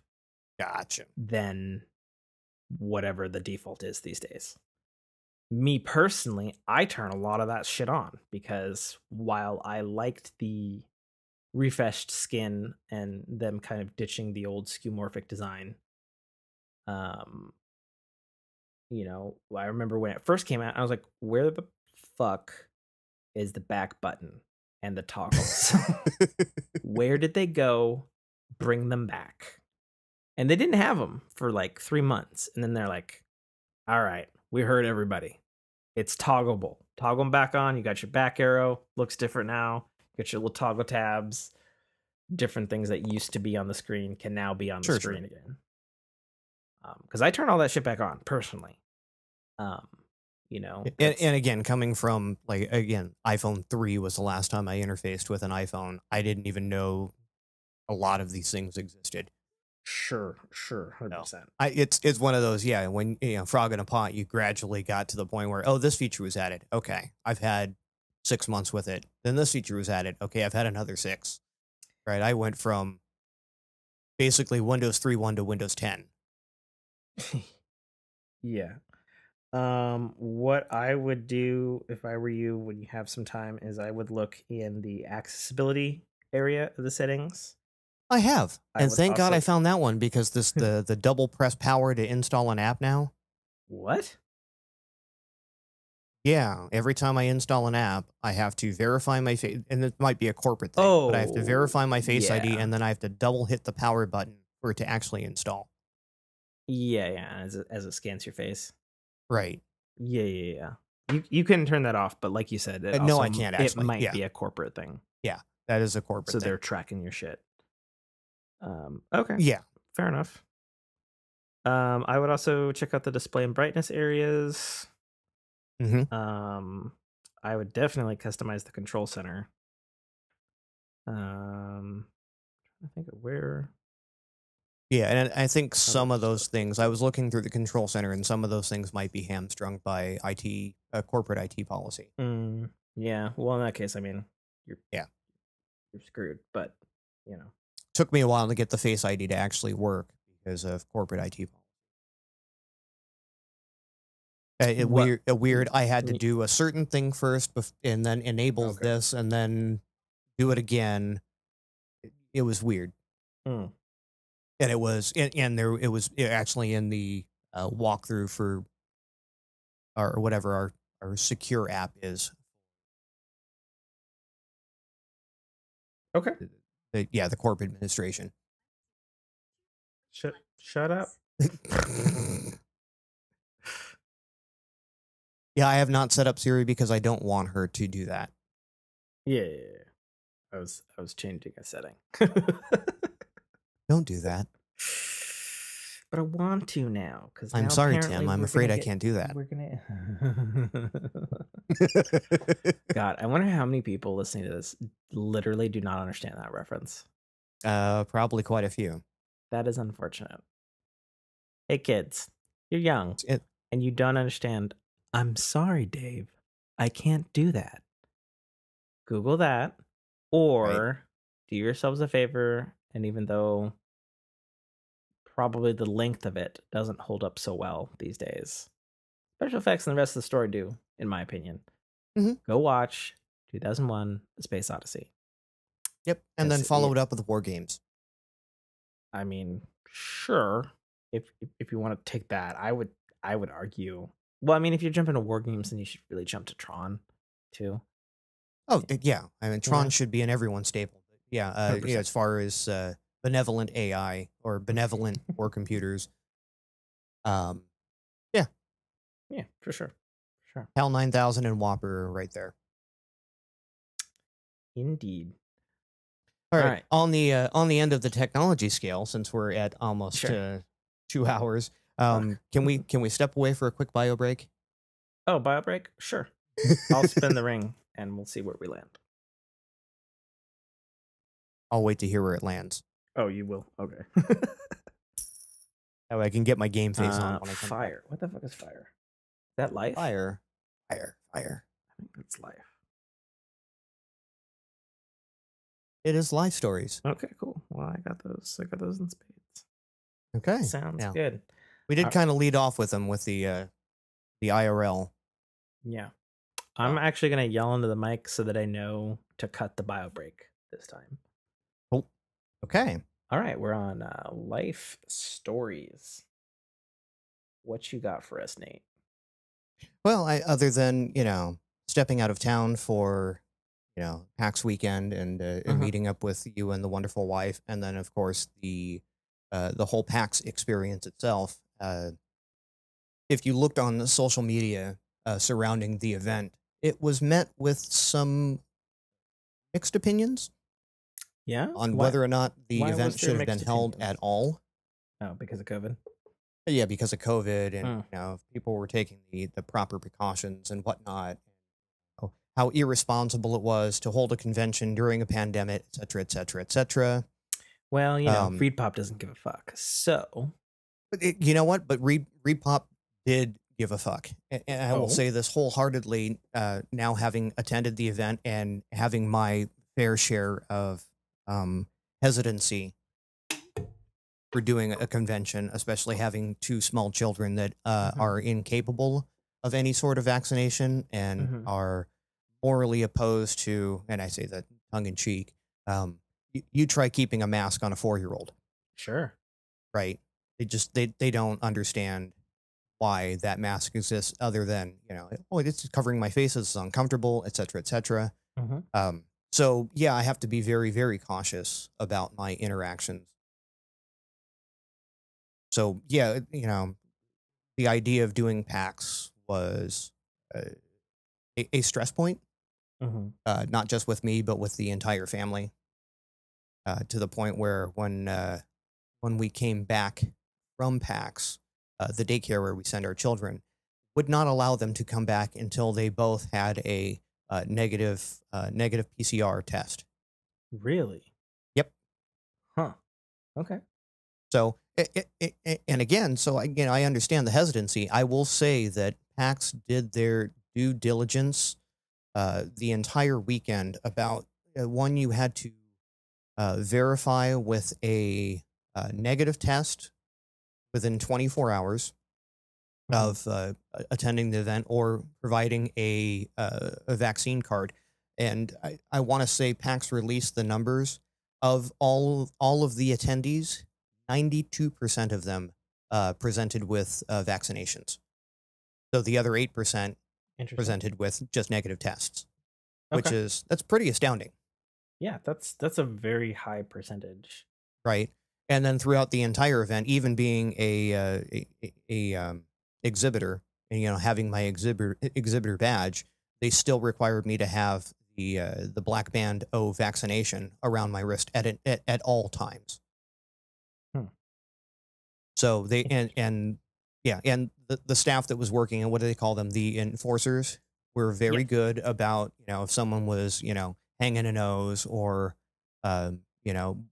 just finished a meal outside one of the meal areas and walked back in and didn't quite put their mask back up. They were very quick to, buddy, put that mask back up, and zero, um, zero incidents on that. No one had to be thrown out Hmm.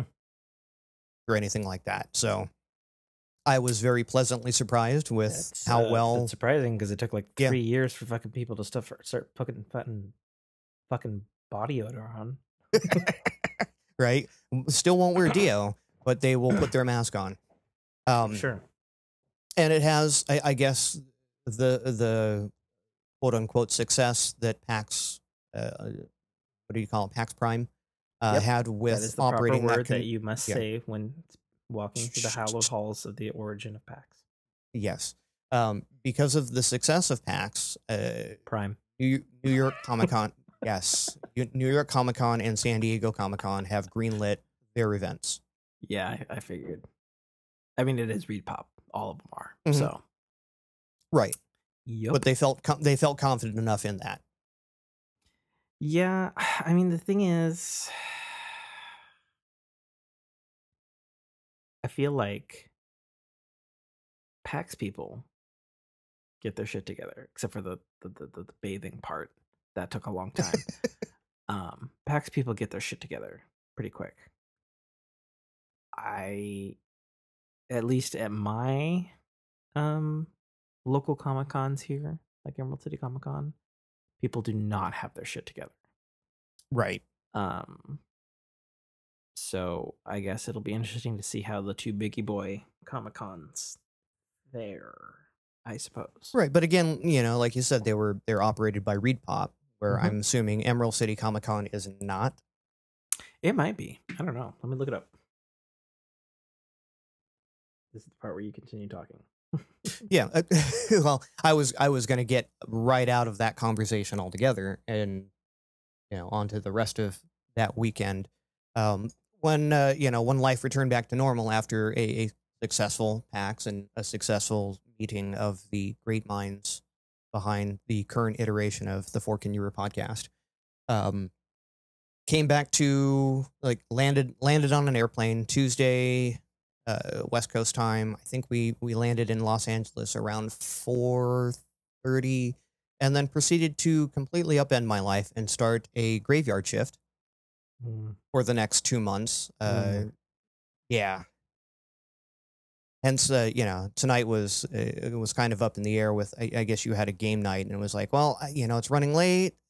Are you still okay? And it's like, I'm going to be awake because I now have to stay awake Mm. until 5 a.m. every night, including weekends, to keep my body on a appropriate sleep schedule. Sure. So this is probably helpful then, in Yeah, that it's sense. extremely helpful. That's why I'm very, very wide awake right now, because I've been doing this now for over a week, and am starting to acclimate. Right. Um, but with that has come some. It's messed up the household a little bit. I bet. During the week it's okay because I sleep when the wife and kids are both working and in daycare, Hmm. and then I wake up before they show back up. Hmm. Before their days are done. But on the weekends, it has been a pain point because, again, this morning, everyone woke up, but nobody's going to school or going to work or going to daycare or going to work, and everyone wants to play with daddy. Right. Um, but I'm still at that point, 8 o'clock in the morning, I've only had 3 hours of sleep. Yeah. Which I've got to make up for somewhere. I'm glad we were running late because it allowed me to take about an hour and a half nap before we started recording. Hmm. So what time are you going to like bed now? I'm going to bed during the week when I work around 7 a.m. Okay. Um, I because I get off work at 5:30. I come home. I get home about 6 o'clock. Hmm. Then the kids wake up. The kids and wife wake up for their days, and instead of just being asleep, I stay up. Give them a hug and a cuddle and get them, help the wife get them ready for their day, and Right. then scoot them out the door Okay. by 6:45. And then, yeah, then I Gotcha. come back in and prep my bedtime routine, which involves now putting a tent over myself to Right. block out any sort of light. Yeah. I know how that went from the year of Jessica working night shift. So yeah, we did. Yeah, again, during the week, it's not so bad. It's like, oh, Yeah. okay, she got home, and yeah, okay, I'm on my way out the door, and she's like, "Kiss you, love you," Yep. you're gone. She 100%. sleeps, I, right? I I know how that is. But those weekends are like, babe, I want to go do something, and she's like, no, this is still my sleep time until 2 o'clock, 3 o'clock in the afternoon. Sure. Right now, my wife is one wall over, Hmm. snoring her ass off, Yep. and where I would normally be cuddled up with her, snoring my ass off, I'm up playing video games or, in this case, doing podcasts. Well, other than the disturbance of the wife and the child life and the work life and stuff, I mean, is it somewhat nice on the weekends to have a bunch of time to yourself? Uh, it, it is, In that except perspective, I guess. yeah, if it's, and again, I don't blame them, but the sleep time isn't being uh, properly respected, Right, for you. right? Yeah. Right, because they don't know better. To them, Sure. everything else is normal. The times that they're gone, daddy's typically at work, and the times that they're asleep, daddy's typically asleep. So to them, Hmm. it's whatever. Where it rears its ugly head is on Saturday and Sunday. Right. The times that they're awake, daddy's typically awake. Now he's not. Hmm. Yeah, that's gotta be tough in that respect, man. It is a little tough, and it has caused a couple of. I wouldn't even say arguments, but it's just like, you know, les sigh Sure. of okay, yeah, we can't do that. It makes sense, but I don't like it. Sure. Any other particular exciting life stuff happening in your Uh, neck of the world? I mean, again, the weird shift change. The one upside of that is when I go into work, I'm loving working graveyards Oh, because I interesting. come in and all the people that all the powers that be that would be normally coming down and doing last minute modifications to my workday, which we have a phrase at work. It's stop that, do this. Um, right. So I'm in the Sure. middle of something. Stop that, do this. And then I have to completely rejigger everything I'm doing during the day and then try to appease someone else That Right. doesn't exist anymore because they're all asleep. So I get on a whiteboard when I walk in. I got a whiteboard with a list of things to do. I do that list and I'm done. You know, Right. and that's been very nice. The only downside of working that shift is I take my finger quotes lunch at 1:30 in the morning, and that doesn't leave a whole lot of options Mm. if I don't bring in my own food. Okay. But Sure. Yeah. yeah, I'm You're right. the crew that I work with, we all volunteered for um, this particular shift, so I don't have to deal with new people rolling in, rolling out. We're ride or die for the next 2 months, the same three people, and fortunately, like we all get along great. There's a mutual respect, um, and enough talent on my Right. shift that I don't have to be concerned. The guy that I'm working with, we've had issues before. Um, I want to say politically or socially Okay. in the past, but again, when it comes down to, I don't care what your beliefs are. I don't care what you feel like. I don't care if you like Ted Lasso or don't like Ted Lasso. Um, Whoa, whoa, whoa. right? Hang on. There's two type of people in the world. There's You're people. right. Yeah, you are absolutely correct. What I care about is if you can come in and do the job, and I don't have to worry about you blowing yourself up. And in that Sure. respect, he has it in spades. He's very easy. Like he- he's always been a quick learner. He's always been very easy to train, and in fact, he's probably been of all the people I've worked with the easiest to train. Okay. Right? I literally run it through. I run through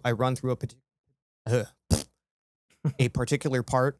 Here's where my stammer comes in. A particular part once, then let him run through it once, Mm-hmm. and he picks it up. Oh, that's good. And he's maybe come back with like one or two one-off questions, and he's not afraid to ask that question. So like he and I we've been getting along very good as far as coworker relationship. Well, that's good. So yeah, I'm pleasantly surprised in that because when I found out that he was going to be working with me with other issues we've had in the past, I'm just like, oh shit, Mm. you know. I gotcha. So yeah, pleasantly surprised in that department, and yeah, like that's like my life has been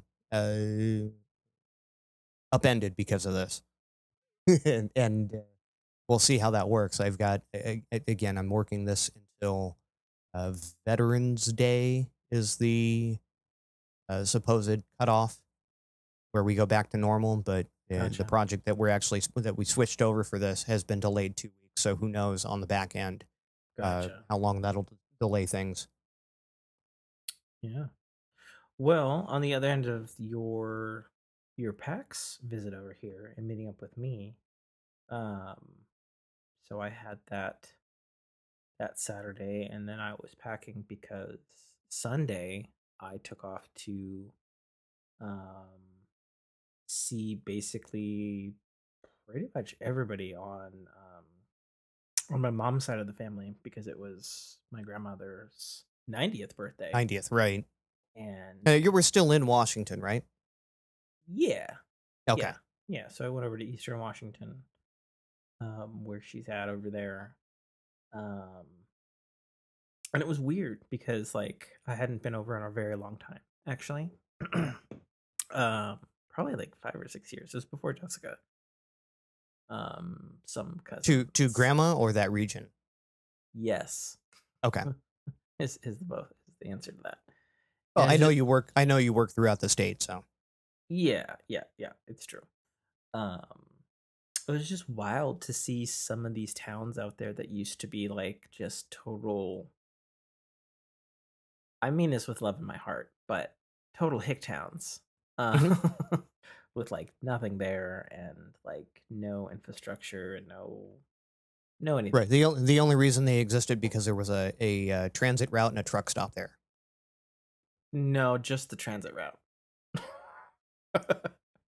Okay. Yeah. Be lucky if you got a truck stop. Well, gas station. Like we have Yeah. California is riddled with little gas station towns that have now blown up. Yeah. It was just wild to see, like, there's just like so much stuff, places and housing and stuff Mm-hmm. out there, and I was just like, out here? The Mm-hmm. fuck is out here? um Unfortunately though, by the time we got to the town, um which I'm gonna go nameless on, Mm-hmm. um that my mom and her whole family grew up with and stuff, um still had like, so they had LTE there, but it was 1 megabit Mm-hmm. down, Just enough to get a text message. 0.6 up. Mm-hmm. And I'll be honest, it was a little bit it was a little hard being like super the fuck basically off grid. It was You also, felt weird without your tether for a minute? yeah, it did, especially because it was like we went 5 minutes outside of town and you're fine. Right. um but yeah, no, it was a little weird, and it was also a little frustrating because I thought I had packed um my pictures and my wedding video and my proposal video on my iPad. Mm-hmm. And then when I got there, they You're like, weren't. nope, it's still in the cloud. Yeah, which pissed me off because Anybody have because anyone have Wi-Fi? that wasn't the question, Nate. The question was, does anybody have good Wi-Fi? Right. So yeah, it took me all weekend, literally all weekend, and then finally one of my uncles in town had 5 megabits down. And then 3.5 hours later, I was able to get like 160 megabyte video and then like 100 megabyte video off of the cloud onto the fucking iPad so that I could show my grandma. This is But bringing shit. me back to dial-up, flashbacks of dial-up and downloading that first booby image. It wasn't so much that. It was like if I tried other places and on LTE and other Wi-Fi's, like the fucking download would just fucking time the fuck out.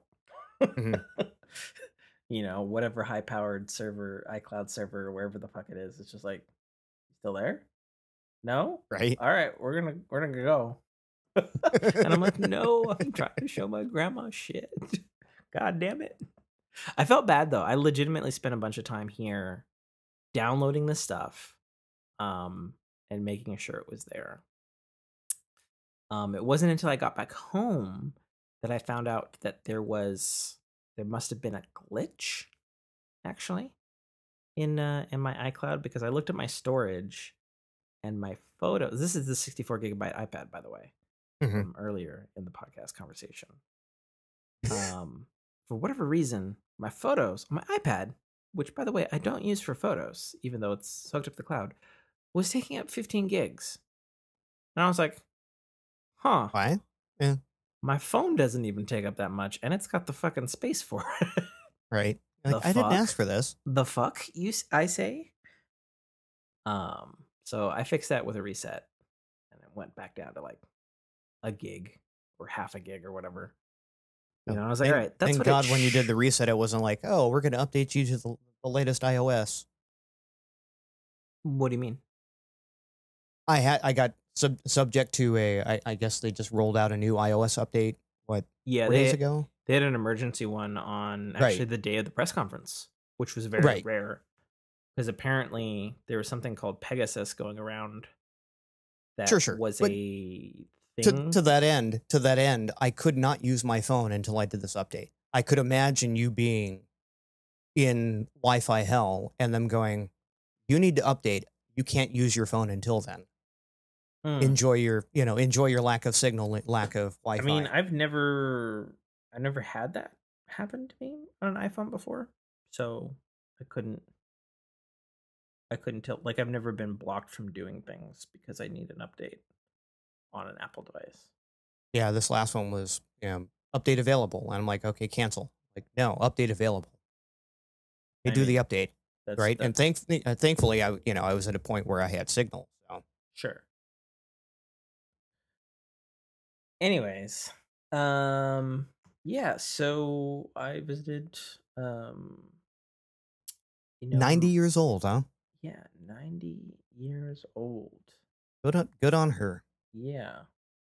What Um, is her secret? I'm fucking, I don't know. Well, you didn't ask. Drinking coffee, drinking fucking black coffee at fucking 9 p.m. at night. I don't know. Fuck. I'm looking forward to my 90s then. Fucking can't do that. Yeah, no, she's in pretty damn good shape for 90. She's totally there mentally. She's got a hearing aid now, which is new to me at any rate Mhm. for her. Which I guess I shouldn't be surprised by at 90, but it's also just like she's hasn't had like any kind of assisted devices Sure, sure. ever. So it's like, okay, all right, hearing aid. That's fine.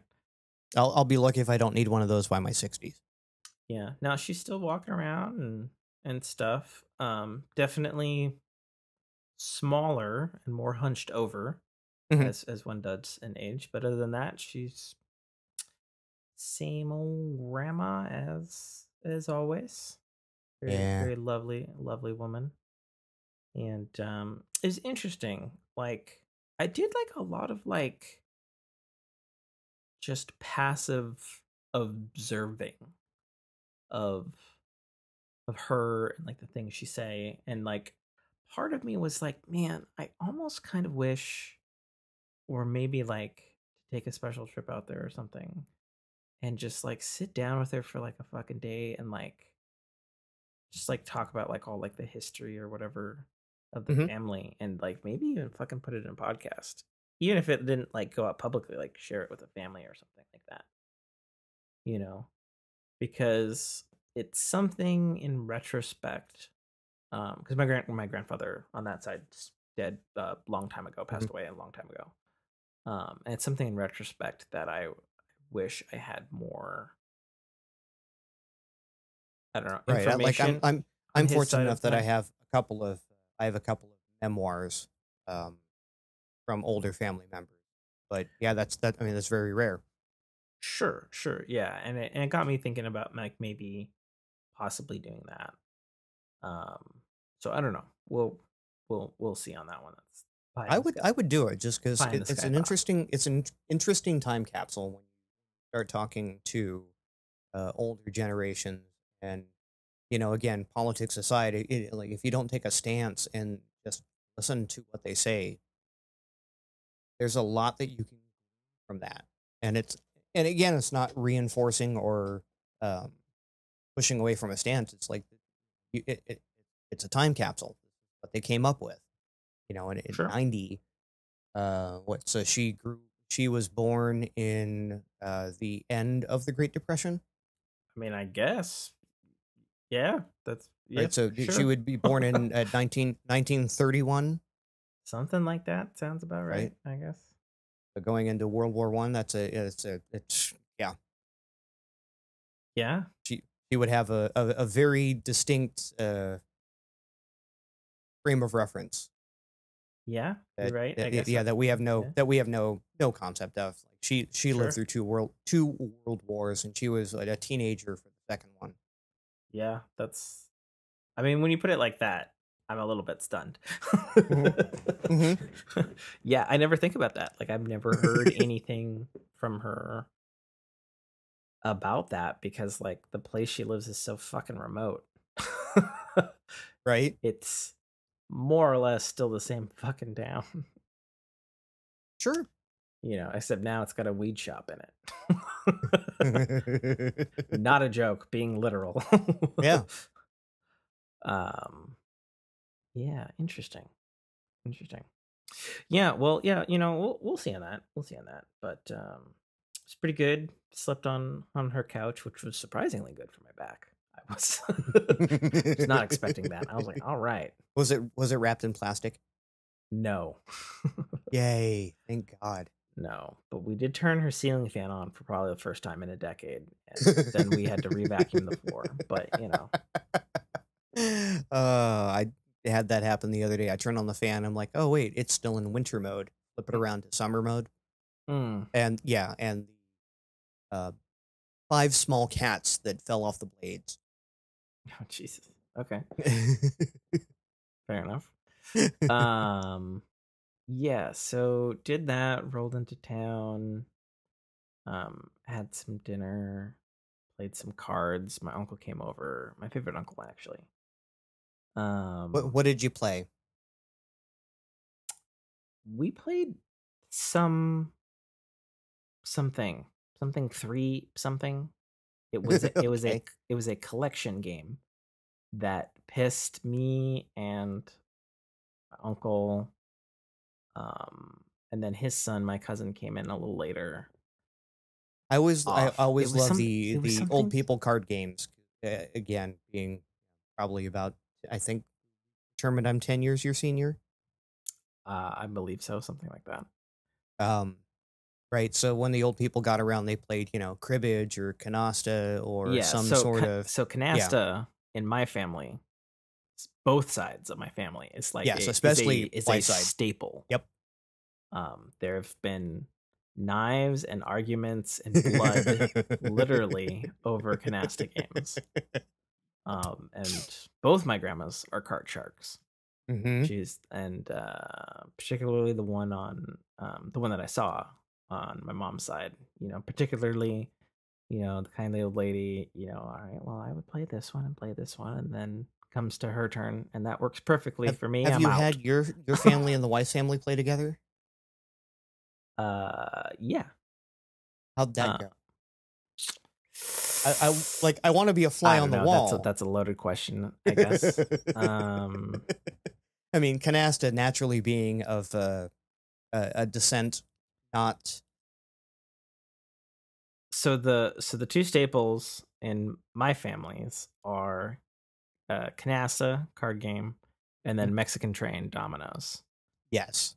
Um, Cards, not like playing cards, are not particularly my in-laws' cup of tea. Jessica likes it fine. Um, Dominoes infected my in-laws because It's mahjong in our family. they had never played it before, and then they played it all the time, even with when my family wasn't there, and then they got their own set and all their own things, their fucking train things, the little guys and the tokens. Mm-hmm. And I have a Mexican train set in the trunk of my car. there has literally been Mexican train games that have put people to tears Mm-hmm. because of placements and rule finding, and this is this way, and it's a whole Yeah, thing. with the women in my family, including my wife and sister-in-law, yeah, they actually distribute the whatever the official mahjong rules are. Mhm. They've now doled them out in a Facebook group. Like they have a communal chat. Like Sure. these are the new rules that came out. Review them. We'll be playing by them because of stuff like that. Where of like, well, what I don't recognize those rules, Yeah. and because now mahjong is the old lady tile game Mhm.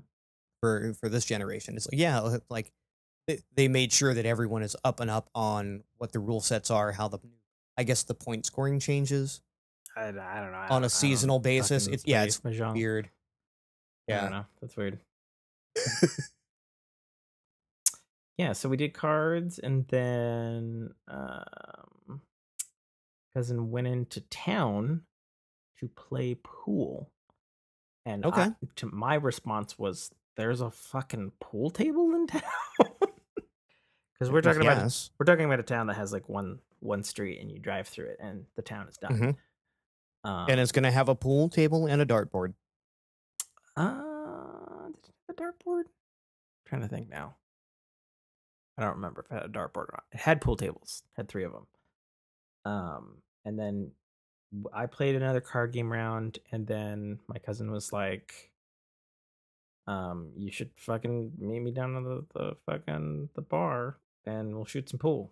I was like, all right. I mean, there's nothing else to do in the town, so sure. Mm-hmm. You know. So we did more cards, and then I took off, and then some other cousins who sadly So I gotta ask you, are you any good at the billiards? so my dad's midlife crisis was he bought like a full Tournament? professional spec Yeah. pool table. So I grew up with a full 3 granite slab pool table, Mm-hmm. proper balls, proper all the things, book Right. Not rule not a bar table books, all with a that shit. slightly larger cue ball. Right. Correct. Correct. I'm okay at it, I Okay. guess. Like I'm not shabby, you know, like I know um you know, My game is literally hit or miss, and I say that in the pun way, but I've been accused of sharking so many times. I Mm. don't know. I don't know if you noticed. Most people don't mention it because they're embarrassed to, but I do have a lazy eye. You know, I feel like I've seen it in videos. I don't remember seeing it in Sure. person. I do remember you had your glasses were super fucking tinted Oh yeah. when we were at the sushi bar, and I didn't know whether that was some prescription thing because you're used to fucking sun because of fucking No, it's California, like or the transitions. So if there's any sort of UV oh light, yeah it yeah will yeah darken no them. no Yeah. I got you. That makes Yeah, that was not intentional. total But yeah, fucking sense to me. so because I have a lazy eye, um, uh depth perception is a thing. Oh, so you probably couldn't do VR then. No, I can do VR. Oh, you It can. just takes a minute. Yeah, Hmm. I have to recalculate, Hmm. for everything, for every scenario. So with, like you said, you grew up on a professional table. The Yeah. dimensions on a professional table with standard, professional standard cue balls Uh-huh. is different than a bar table. Yeah. These bar tables actually were standard size, Right. which But was surprising to me because there's I do know there's that the bar there's tables are professional, there's usually standard, and there's bar table. And there's 3 different sizes there. And then again, if you have the that's automated this ball return, your cue ball is marginally larger than the regular it balls. did have an automated ball return, Right. and to my frame of reference, it was not any smaller than the pool table I grew up on at home. Okay. Well, that's good. But Yeah. yeah, so the cue ball will be larger. There's mathematics involved. um, Sure, there and then can of be. course you have your individual slate and cushions and whatnot. Yes. So for me, I'm already starting a step behind with not having depth perception, going from a pro table to a bar table. You Hmm. know, you don't even need a bridge to do a reach across the table Right, because they're smaller. Yeah. because infinitely smaller. Yeah. No, these hat bridges, I preferred not to use them. I Hmm. preferred a lean and a handhold of Right. whatever Or behind fashion the suited back. me. Yeah. I, I maybe when I was younger. I don't I don't like putting my arms behind my back now because my back. It goes my back. But yeah, no, so like I get on one of these tables and it would probably take me 2-3 games to figure out cushions and then of course the angles, and then I'd be spot on. Hmm, fair enough. So I would play people, and the first few games, I'm rattling a shot in a pocket, Yeah. and then I'm suddenly draining them, and I've actually had knives and other weaponry pulled on me for accusing me of sharking. It's like, no, it took me 4 games. Now I know the math, I know the cushions. Sure. Yeah, so anyway, I went to this pool place in town. Met up with my cousin and then 2 other cousins who actually live on this side, like close to me in Seattle, Mhm. who I strangely do not see except for these family things, which is kind of dumb, really, because we all get along Sure. fine. Um, so it was me, my cousin that was male, and then 2 cousins that were female, and they just rolled into town. and were hungry, so they stopped at the bar to eat rather than play. And then I guess they didn't know pool, and then my male cousin was like, "You guys are dumb for not knowing how to play pool," because they all grew up in this town too. And he was like, "Yeah, I used to fucking hang out here all the time, even when I was underage, and fucking swindle people out of money and shit." And I was like, "Okay."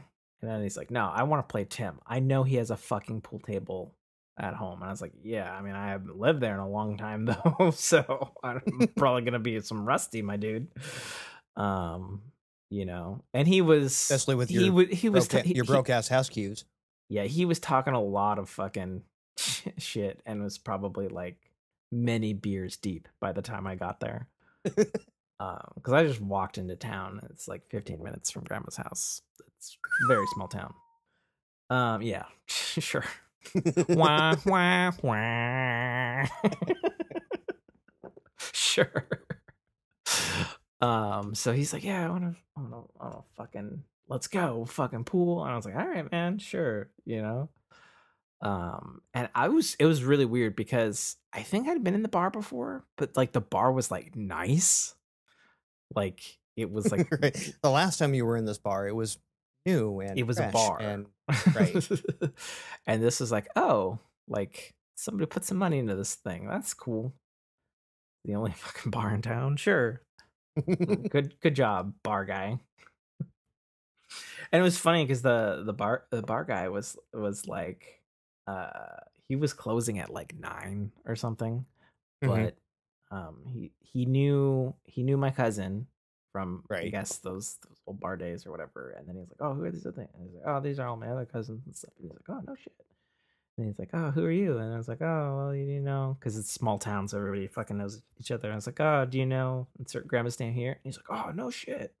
He's like, "Oh, I didn't know, you know, insert grandma's name here." Like, had a daughter. And I was like, "Yeah, she like moved when she was like 17 out of the Seattle area, and you know, I'm there." So and he's like, "Oh fuck, this is like a reunion," you know. And there was like some other like barflies at the end there, and they're like, "Oh," and everybody's fucking raising their glasses and shit and stuff. And then I was like, "Oh, cool." And then he's like, "Oh, you want a drink?" And I was like, "Yeah, sure, why not?" You know. And I was like, "Oh god." And then I was like, "Oh fuck, is there something I can have here? Because I'm allergic to everything." And then he's like, "Ah, can you do pineapple?" And I was like, "Yeah." And he's like, "Ah, can you do vodka?" And I was like, "Yeah." He's like, "All right." And pineapple and vodka. And then that's when the drinking started and didn't stop until I fucking left that weekend. Which I didn't expect, to be perfectly honest, which was interesting because I actually packed booze specifically because the last time I was here was at a wedding and it was dry. Right. And that's some bullshit in my opinion. You're like, I need to get my fucking drink on for this. Yeah. You know. So we started with pineapple vodka, which for whatever reason tasted pretty solid. Then we played pool.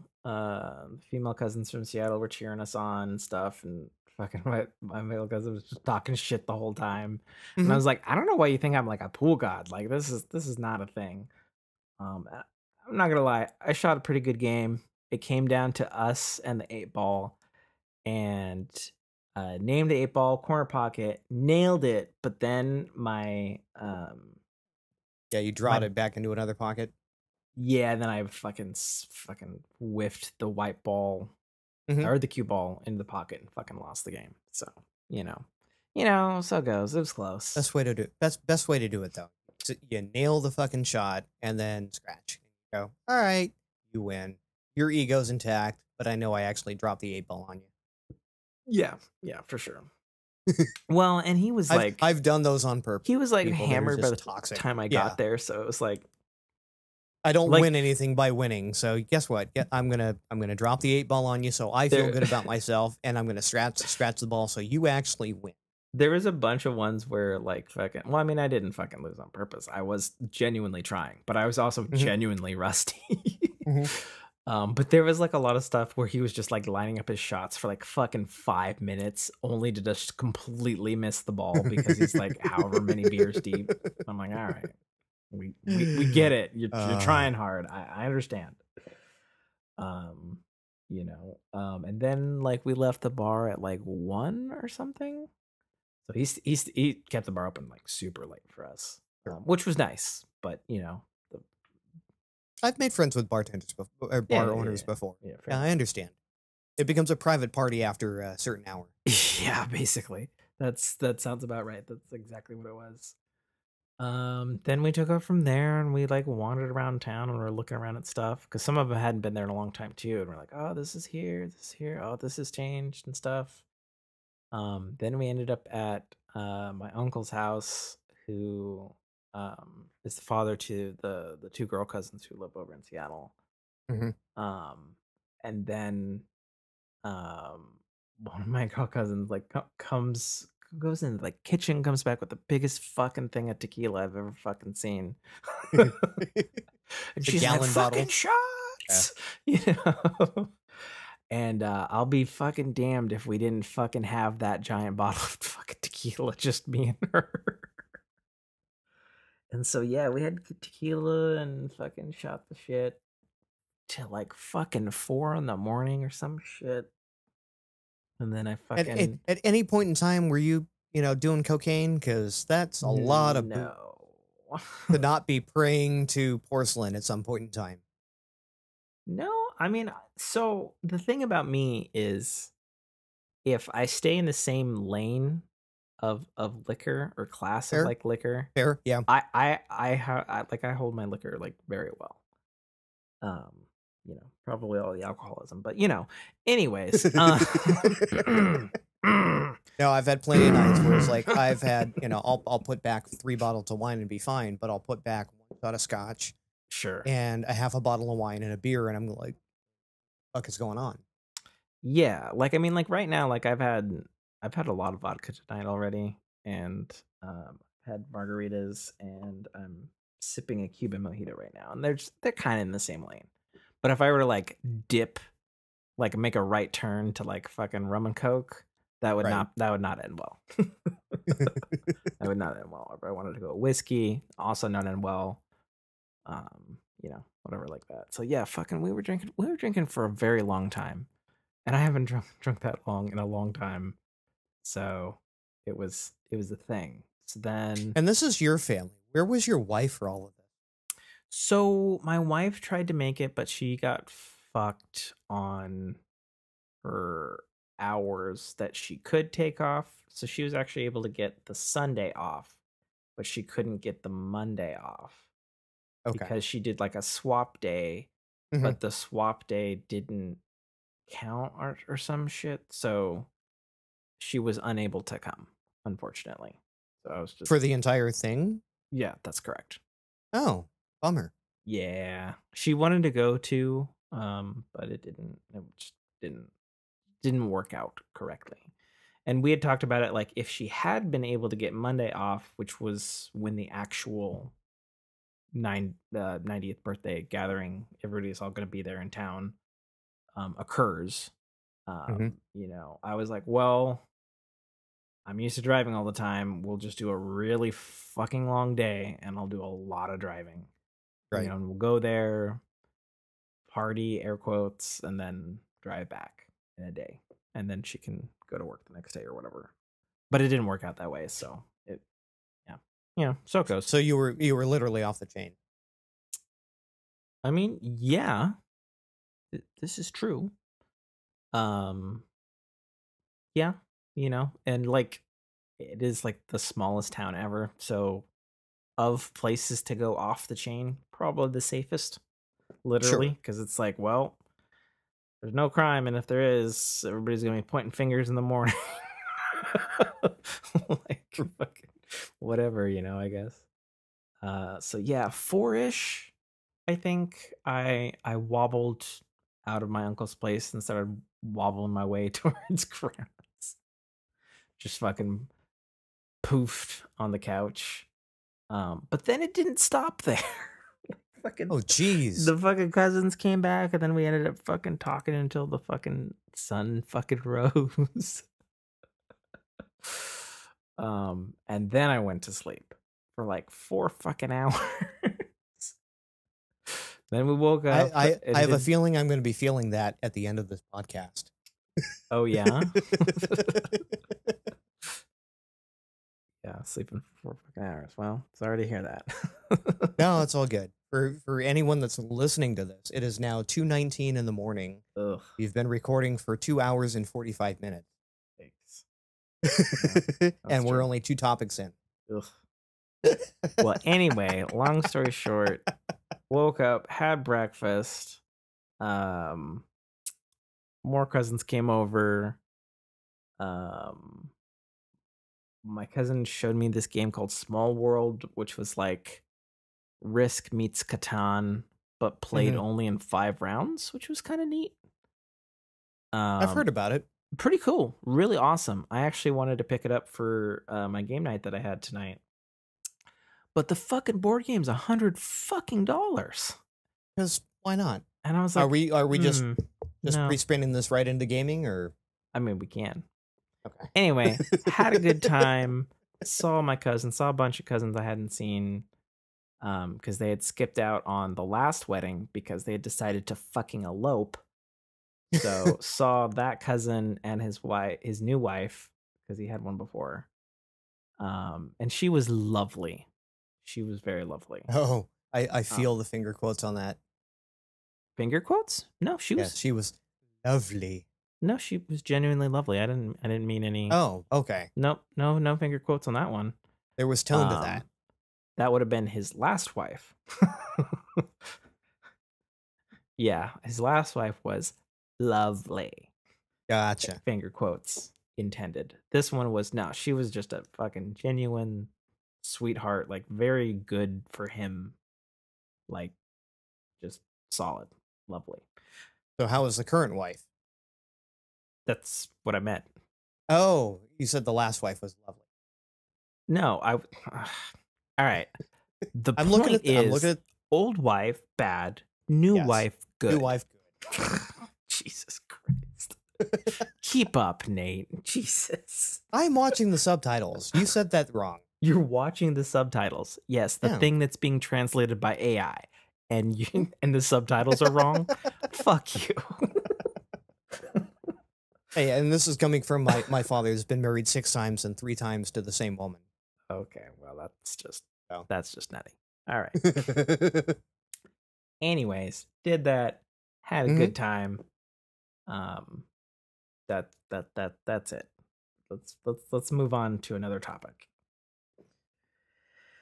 Do we have anything in entertainment? Other than I do. Okay. Yeah. The sure, we'll just bang entertainment out. Okay. There's a trailer for the new Matrix film. Mm-hmm. And it is either the greatest thing ever or it's not. But it's also the Matrix. So I literally don't know.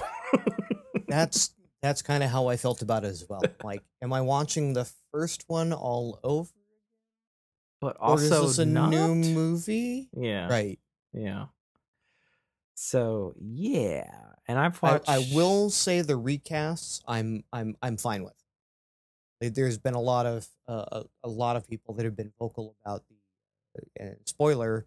If you haven't seen the trailer, Morpheus has been recast. So yes and no is the answer to that. Mm-hmm. So if you watch, I'm also thinking that the Oracle, at some point in time in that trailer, you see the Oracle, 100%. and she's been recast. Yeah. Well, yes, because I think also the other actor that from the recast is also dead now, I believe. Right. So yes, there is another fucking person playing Oracle. Triple recast.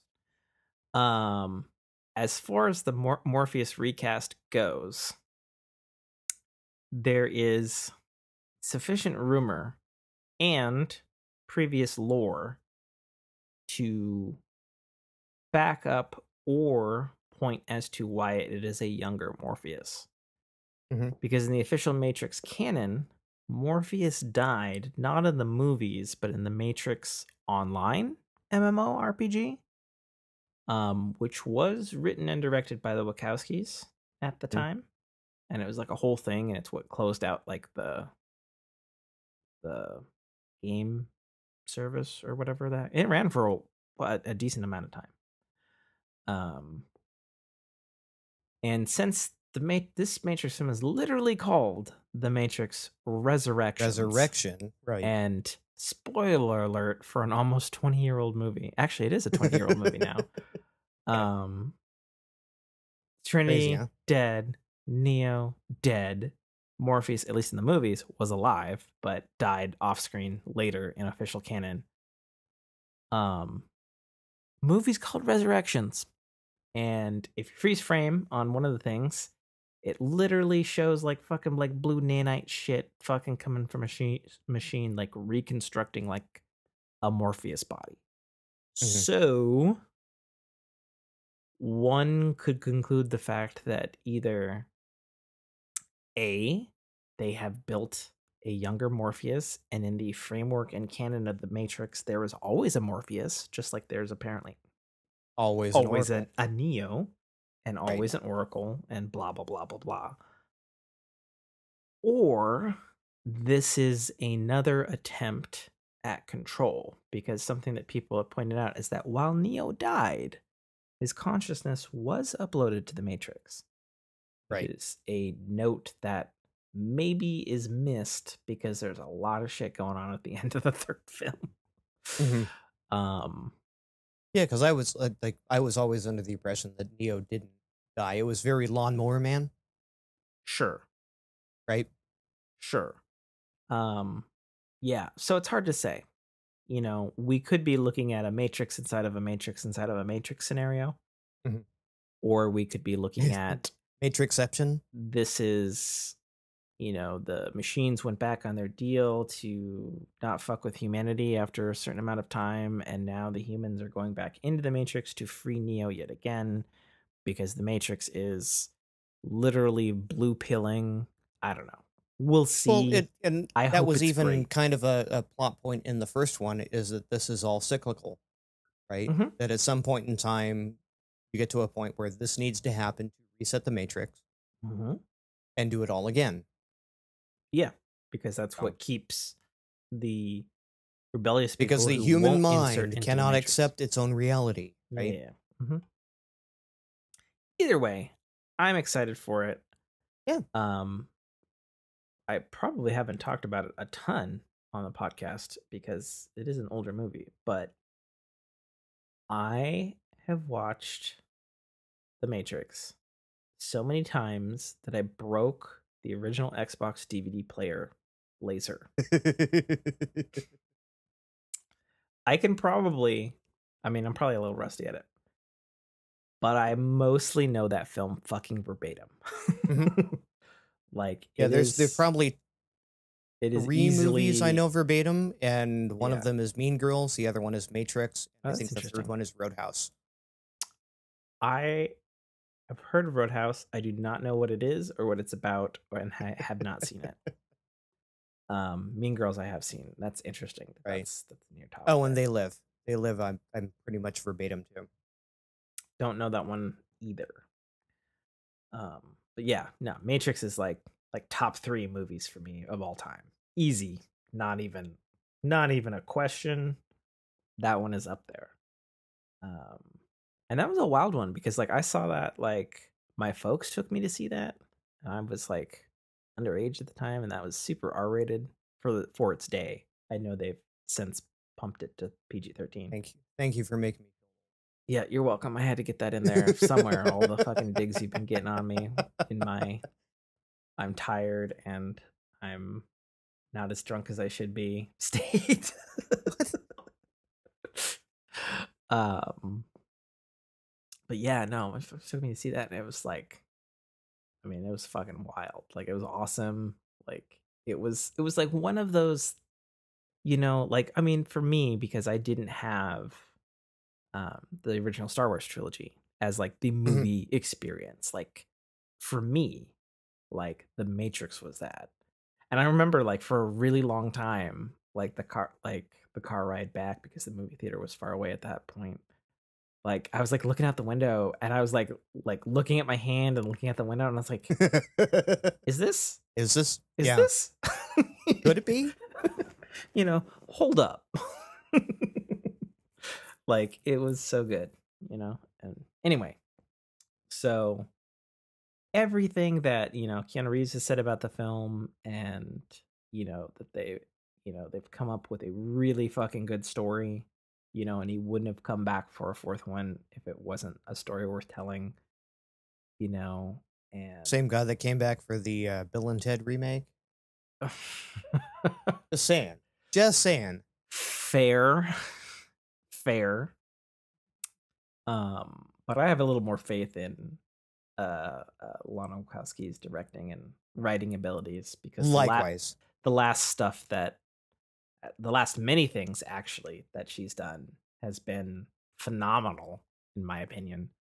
So feeling pretty good about this return to the Matrix. Right. And I'm not even like I'm not even hearing the criticism of oh, this is the John Wick Neo. Well, and I wonder, if much like the first film, I wonder if that's just what we've seen and we'll get Mhm. like a short-haired one. Either that or the rumors are true and Keanu Reeves is just like, nah, I'm not cutting my hair or beard. This is it. Right. This is full Right. Keanu. You either get this or you get nothing. Because it's true. That is like his look across everything now. Yeah, and like he looked bad in the latest Bill and Ted. Yeah, I didn't see it. I kind of didn't want to. It's like one of those things like I had to. Yeah, uh like it's like one of those things like the third Dumb and Dumber. Like I don't think I actually want to see that. You know what I mean? Like I don't think so. Leave things that right. are probably bad as good in my memory. don't I will don't say see it again. the last Bill and Ted was a good. Oh yeah? Yeah, I was happy with it. I really enjoyed the way they told the story. It That's fit interesting everything. because the Yeah, way you it were fit leading into that was like, it's shit. But no. okay. Keanu looked like shit.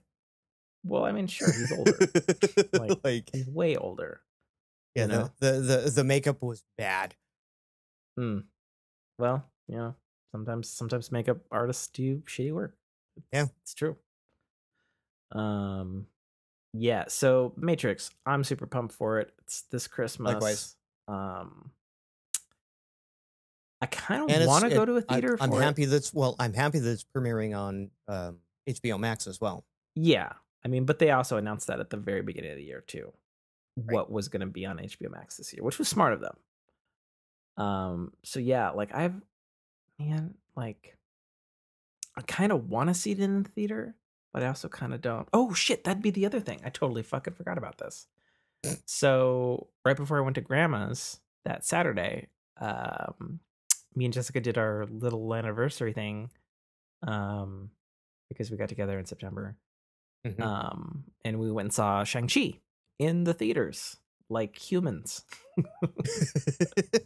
which was a weird experience. The theater part, the movie was amazing. The Mhm. theater was weird.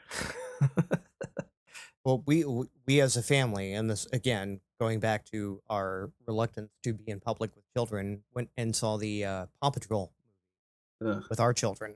I'm sorry. Is that what I say? It wasn't horrible, Okay, that's and good. the kids all had fun. All right. But yeah, the theater going experience is weird. Yeah, it was super rough. Like at my local theater, well, the lack of staff was obvious. The lack of concession choices was super obvious. And then like we did Fandango, like most people used to do. Yeah. um, but it was weird because like we had to get in line for concessions to get our tickets scanned, not Mhm. like at the door, which was weird. And then obviously there was like the spaced seating, um, which was fine. Like that was probably the least weird thing. But it's just like that whole like entrance into Yeah, the it's thing was it's weird very but weird. noticeable, right? Because now they do the assigned seating. Like when you buy your ticket, you buy seat. Well, we'd always had assigned seating. Well, not always, but last couple of years before COVID, we'd had assigned seating, which was great. Right, but now that they've done that, Hmm. they can space people. Like you could buy 5 seats, Hmm. and they'll give you 5 seats side by side, and Hmm. then space off. Right, once you've confirmed your seats, then they lock off the next whatever seat next Yeah, to you, next to your party. yeah, yeah, yeah. No, like that. Like it all worked fine. It was Yeah, just weird. um, yeah, and then we saw Shang-Chi, which was fucking awesome. yeah. Like, I haven't seen it, but I'm not opposed to spoilers. Obviously, I do the I mean, I'm podcast not scene. I'm not gonna tell you spoilers because that would be Right. fucking stupid. Um, Um, I'll say this about the film. Did you enjoy any of the trailers? I actually haven't seen any of the trailers. Oh, okay. Yeah. Well, it might behoove you to see a trailer or two. Best fight scenes of any Marvel film, Hmm. pretty much hands down. Probably owing to the fact that allegedly the guy who did the fight choreography for the first 3 Matrix films also worked on this film. Right. I did Um, hear that. it's yeah, it's got some fucking style. That's for sure.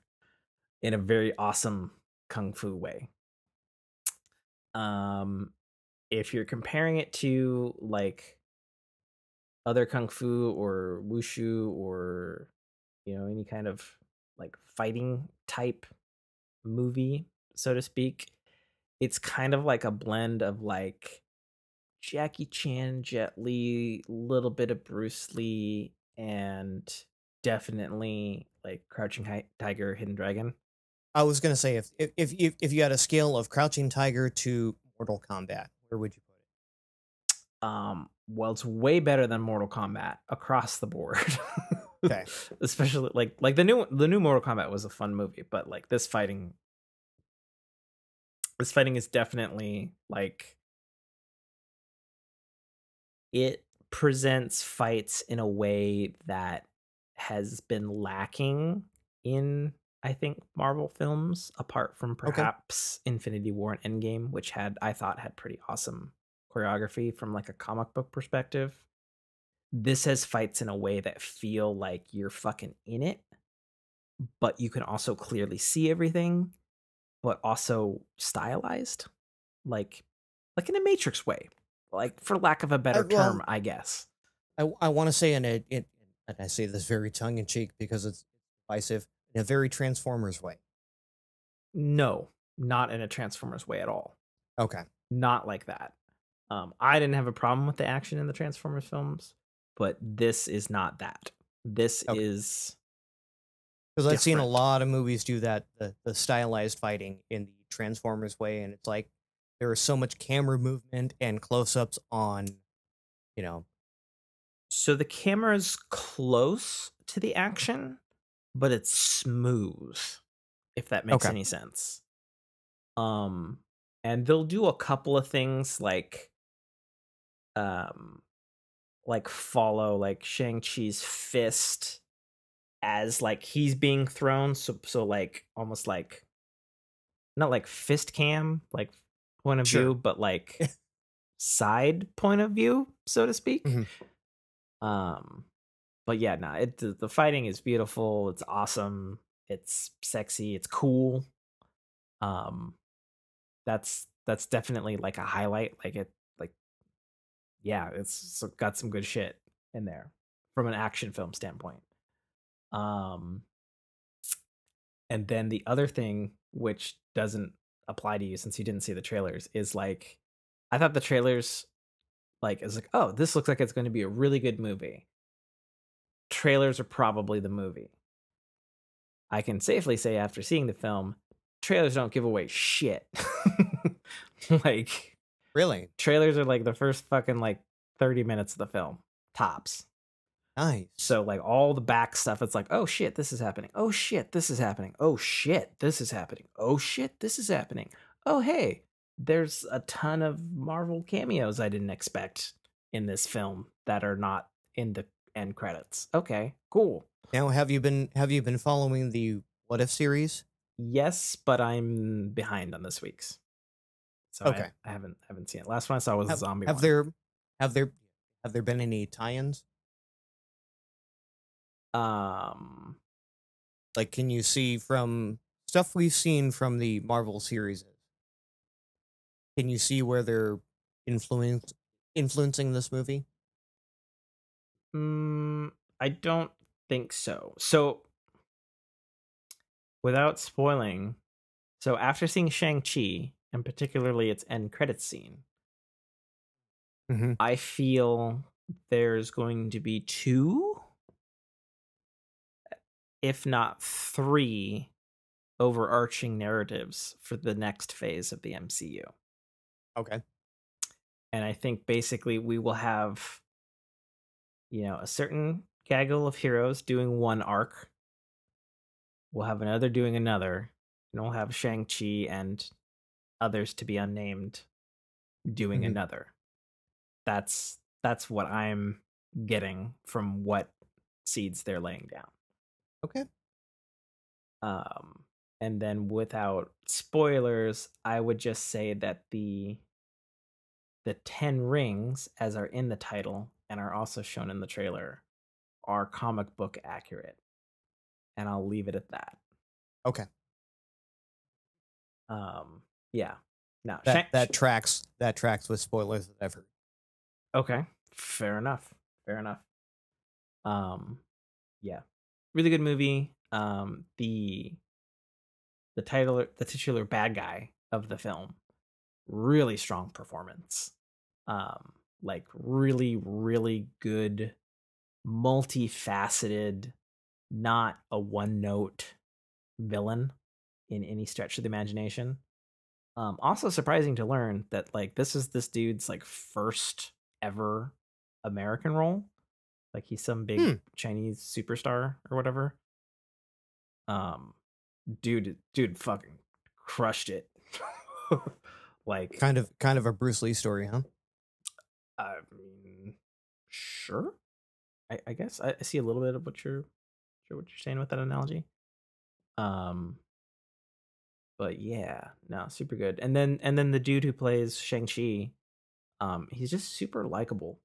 Like he's just super likable in the role, and I see why all Lord Kevin Feige of Marvel has said that he's basically like the next Captain America in a way. Like he's just got that kind of likable, affable quality to him, and it comes across in the screen and that sort of thing. Um, yeah, real cool. I would say though, if you're a Marvel person, might want to rewatch Iron Man 1 and 3 specifically before you see Shang-Chi again. Just saying. Fair. Yeah, Just fair. saying. Yeah, Shang-Chi was great. Yeah. Totally Again, I'm not averse to spoilers, so I know, but I'm like I understand trying to be nice what you're everybody saying else, with fucker. I understand what you're saying with the rewatch Iron Man 1. Yeah. Yeah. Well, for sure. Um yeah, so you had Paw Patrol and What If? Yeah. Like Okay. tried to wrap my brain around that entertainment. Yeah, no, my family decided to take all the kids to watch the Paw Patrol cinematic debut. Jesus Christ. Um, right. Okay. It was bad on a colossal level. But I thought you just said it wasn't bad. well, for adults, Oh, okay. it was bad. Sure. For the kids, it was great. And it was definitely selling a whole new line of toys. And they had a great time. Fair enough. and I'm still feeling the repercussions of the entire movie because at some point in time, uh,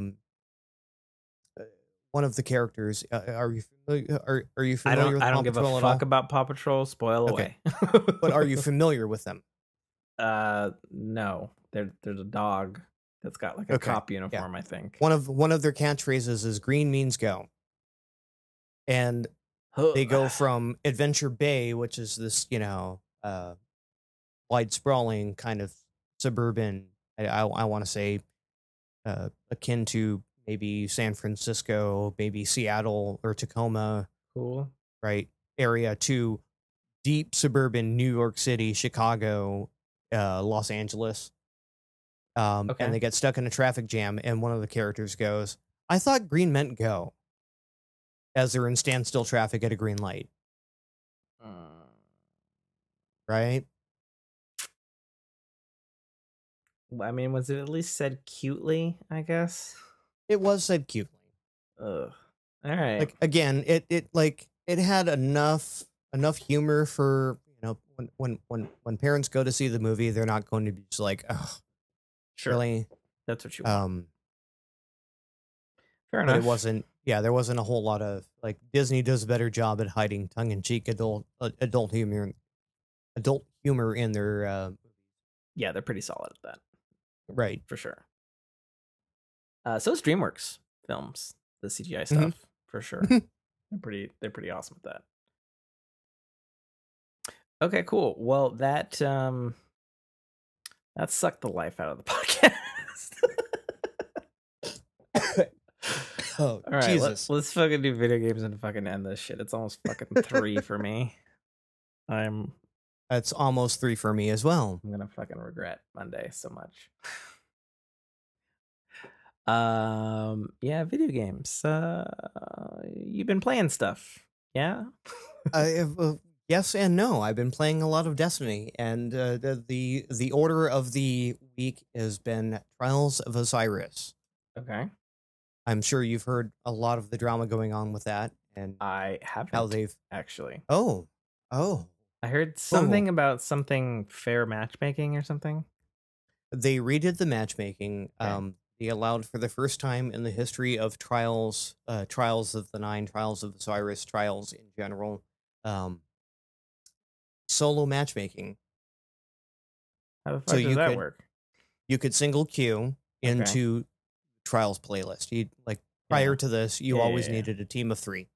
Yeah. You can now solo queue and queue up against. You could queue with solos, queue in a team of 2 versus 3 solos, team of 2, team of 1, team of 3. Right? Mhm. They allowed solos to get into the matchmaking,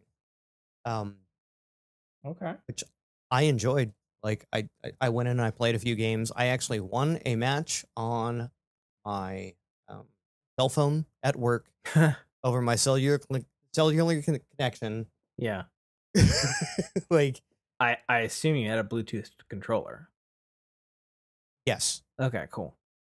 Yeah, I think you like tweeted or something like Yeah, I that. did send a picture of that because it was Yeah. one of those like everyone bitching about, trials is sorry. Mosquito just bit the heel of my foot. I Yikes. hate mosquitoes. I remember you telling me this when we were Yes. drinking wine with your wife. And you're like, "Do you have mosquitoes here?" And I was like, "Yeah, but not quite this time of year." Yeah, they happened. But yeah, no, like I've been playing it on PC. I've been playing it on Xbox. I actually played it on mobile and I actually had a good time. Sweet. That's awesome. Right? Yeah. Yeah, for sure. Um, what have I been And playing? then Have I been playing anything? I don't know. I Uh, think I saw you pop on a couple of times, just random stream. well, I mean, I did my usual Tuesday night with the boys. Oh, well, the free PlayStation Plus game of the month is Predator Hunting Grounds. Which myself and Brock and Mike previously partook in when it launched. Mike, Mike, Mike. Yeah, yeah. Okay. Fork Mike. Yeah. So we played a shitload of that. And that's cool. because everybody's I think I bought enjoying it it. on your recommendation. I've never played it. Oh, well, it has crossplay. So I need to enable a tab and then we can figure out how the fuck that works to meet up and then play that. Because the game is solid. And they added like a ton of maps. There's like a new mode to it that's pretty cool. Almost like a warm-up match thing. So yeah, so if you're on PlayStation Plus, totally recommend picking up Predator Hunting Grounds as it's free for the month of September. A lot of people playing it right now. There's like a lot of DLC stuff too now.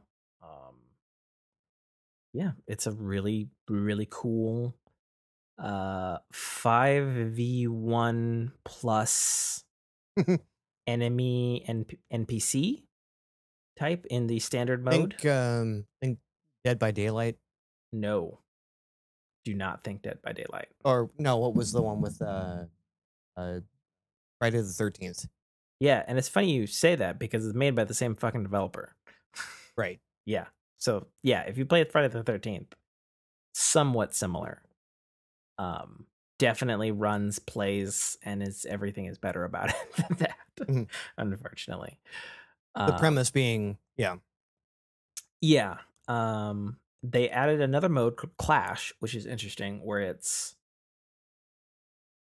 4v4, but then sometimes 3v3.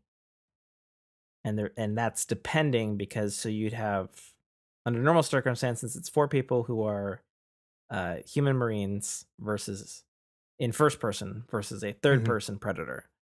And then in Clash, it's 4-person first person versus 4-person first person with a objective like kind of like Crazy King of the Hill.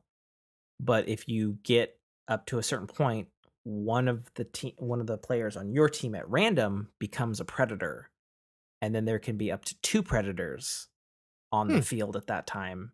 And then in this mode, it has respawn, whereas the other mode doesn't. So it's a quicker, faster pace, like, get in, shoot, play, kill kind of thing. And it's actually pretty neat. And it's actually pretty good way to train up and be like, oh, okay, cool.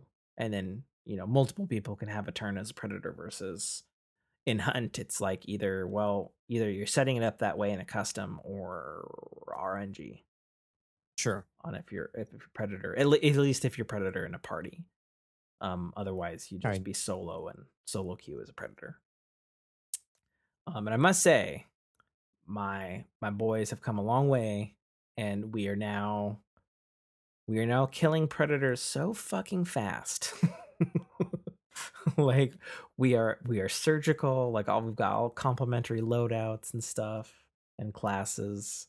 Oh, you've honed the craft at this point, right? Yeah. So the normal game mode, which is the main game mode, Hunt, you're doing objectives as a fire team, and then there's a predator hunting you that's a real person, and then there's NPCs and other stuff. And the way you win is either by completing all of your objectives and then getting to the chopper and exfiltrating, or killing the predator and then killing him before he can set off his predator time bomb. Right. And so there's like 3 scenarios that happen. So once you've downed a predator, either he's laughing and he's laughing too much and you haven't killed him enough and he's still alive. And then the bomb goes off and there's like an explosion radius. So on your map, it's like, well, you need to book it to this far away or you're fucked. Right. So even though you might like kill the predator, so to speak, predator might still get the last laugh and fuck everybody. In which case the predator technically wins. Or you fight I kind of like that though. You fight the predator and you blow his mask off, which makes him vulnerable to death. And then what happens at that point is his bomb thingy will start a countdown, but then you can defuse his bomb thingy, and it's all in predator code, and you have to match the predator code thing up. And you have to do it in like a stupid fast amount of time, like 10 seconds or something fucking stupid. Sure. And if you Which do, is fair, you right? defuse the bomb, and then whatever mysterious government agency you're working for is like, all right, you have defend the body from poachers so that we can take it back to the lab. And then it becomes you back to back with your buddies wherever the predator fell, and then he's got like a body damage meter on him, and then you're getting swarmed by NPCs like a wave based game. Like a horde mode, yeah. Yeah, like a horde mode almost for like a few minutes.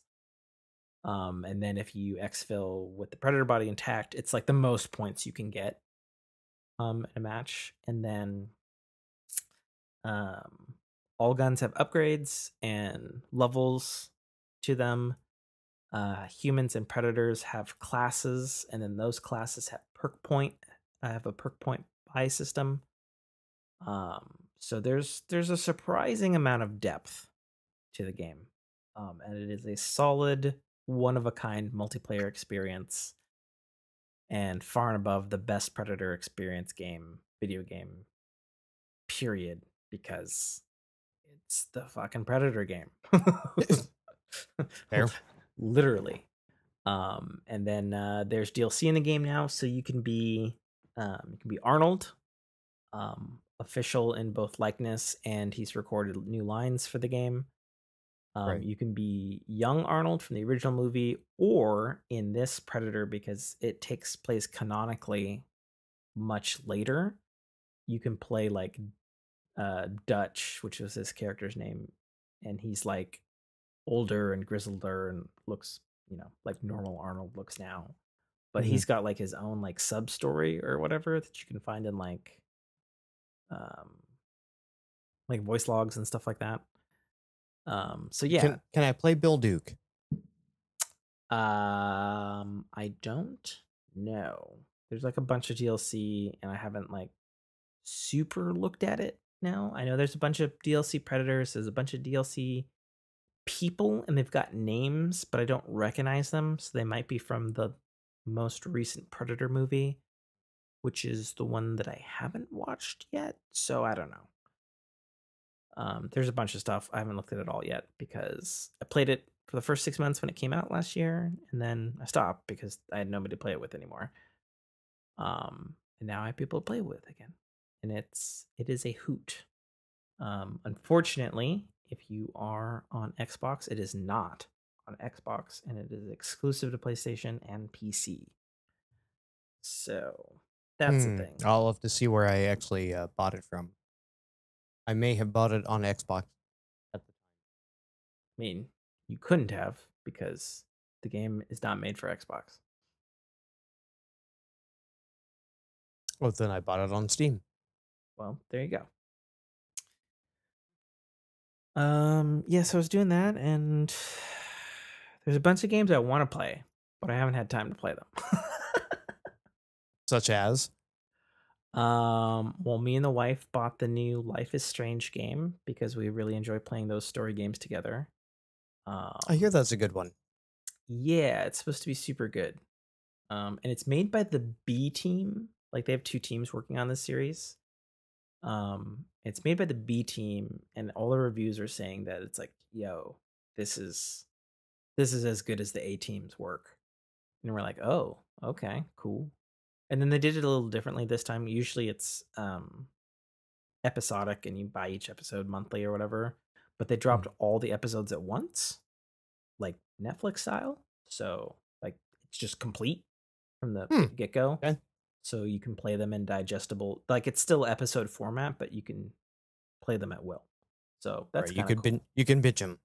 Yeah, you can binge them for sure. Got the Zelda Skyward Sword HD, mostly so that my wife could try it. I haven't played it yet. I played it originally, so I'm not in a huge rush to play it again. So got that for her. Looking forward to seeing her play that. And then, like an addict,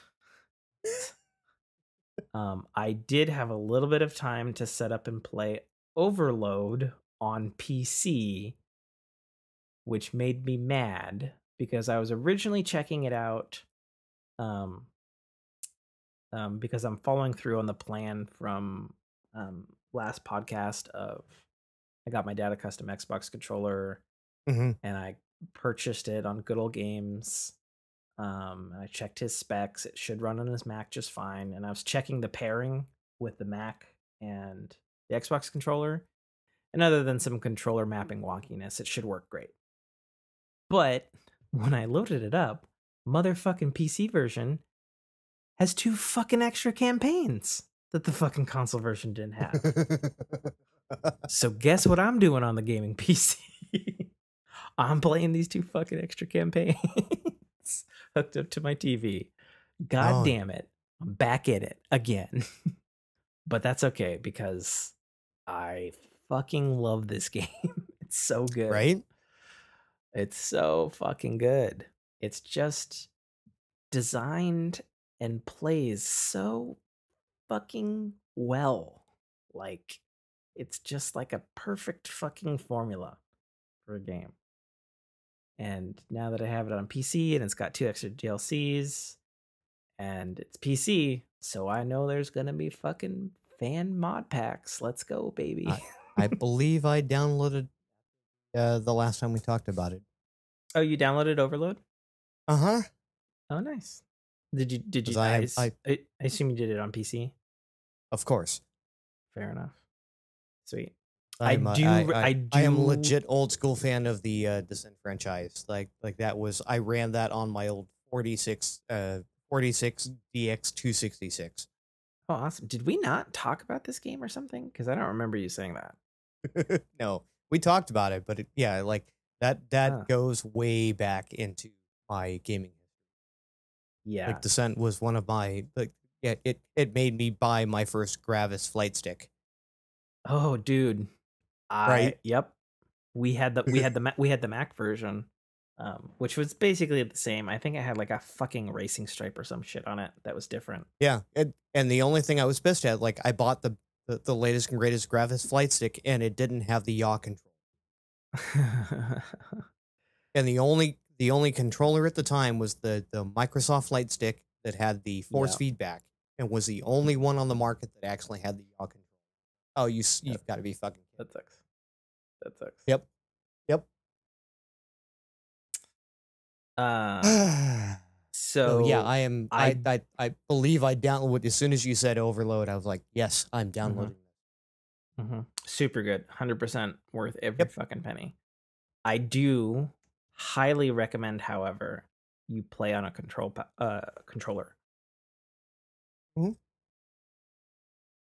Oh yeah. Okay. Cool. I'm just trying to figure out how I'll map the slide and the yaw for that. So what I did on PC was I just this is so dumb, but so I booted up the console version and then I looked at what the map was for that and then just basically had it running at the same time as the PC was running and then just mapped everything the same to the controller. Okay. The only thing that doesn't work for some reason on the PC version with the Xbox controller, on the console, they let you do like combo binds, and by default, like boost, like click left stick plus like right bumper is ramming. Like ramming speed, you get like a little ramming speed, like little extra boost for like half a second. Sure. But for whatever reason on PC, it doesn't work. But you don't necessarily need ramming necessarily to play the game, so you don't have to do that. So I'm not really sure how you would map that since it didn't, or at least it didn't let me when I played last weekend. Do it to controller, but other than that, I actually have screenshots of how it's mapped on console if you want the pictures. Oh, for sure. Again, the last time I played a Descent series, I actually had a flight stick. And I remember because of the lack of controls, I had stick and right hand, and then I had a WASD sort of configuration for the left hand that let me do the rolls and whatnot. So it'll be interesting to try to map that over to a control. Yeah. I'll shoot you some pictures of how they officially map it on the console. I basically just followed that. Yeah. The only thing I tweaked specifically was on something to do with like rotation plus ramp speed or whatever. You want hybrid, not try, or I think there's a third option. You want hybrid speed. Okay. Just trust me on that, because you're gonna want it on later levels when there's shit fucking everywhere.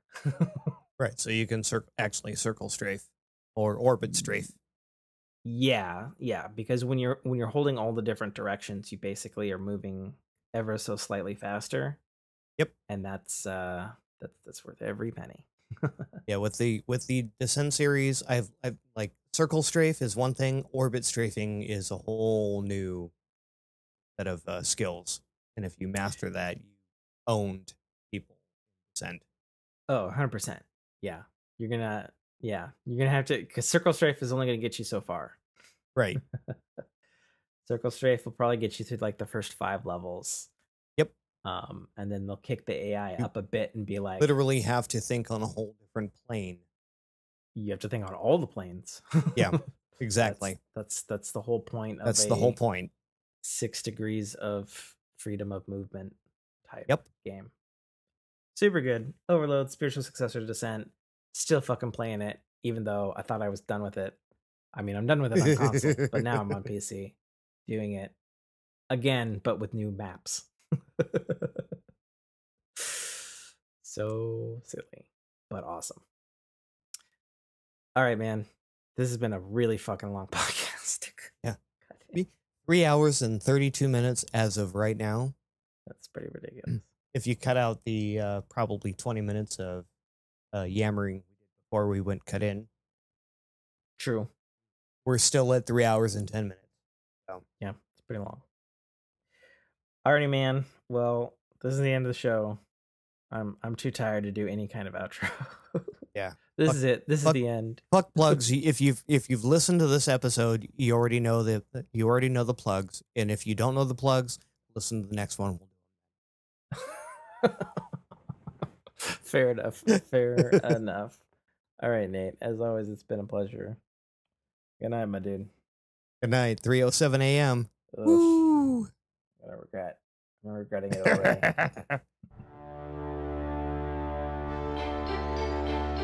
Thank you for listening to a Dynamic Works production podcast. You can find our podcast at www.dynamicworksproductions.com.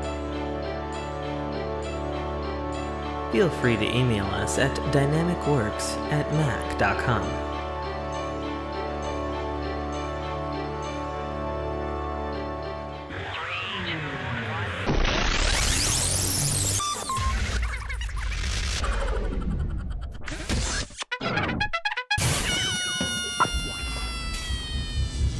Dominic Armato, the voice of Guybrush Threepwood, and you're listening to a Dynamic Works production podcast. The Citadel, Arrival, is the first installment in a series of epic science fiction short stories reminiscent of the Pulp Fiction style. It's a fast-paced story that will take you through twists and turns that you will not expect, until they are thrust upon you with all the force, excitement, and chaos of a plasma cannon blast. The story follows Katarl, a nobody cog in the working wheels of a futuristic society run completely by Megacorp, a corporation that carefully runs and manages the lives of the people living under its sphere of power.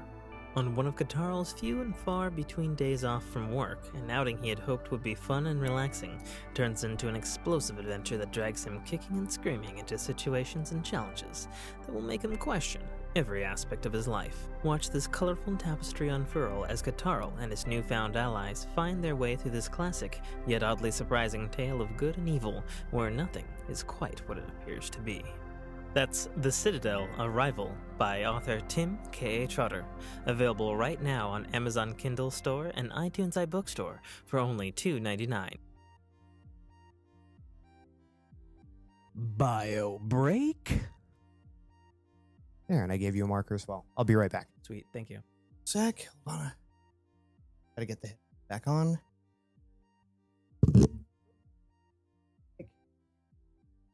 Still with me? Yeah. Okay. I have realized that the 2 hours we've been casting, I've been beverageless. What word did you just say? Beverage. Oh, jeez. Yeah, get yourself some fluid, man. I'm surprisingly lucid. I'm not sure whether to be upset or angry at this. Wait, those are the same thing.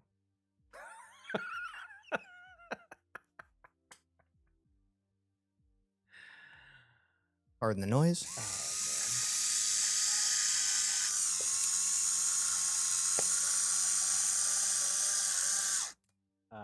No? What? That is my electronic wine decorker. Because that's necessary.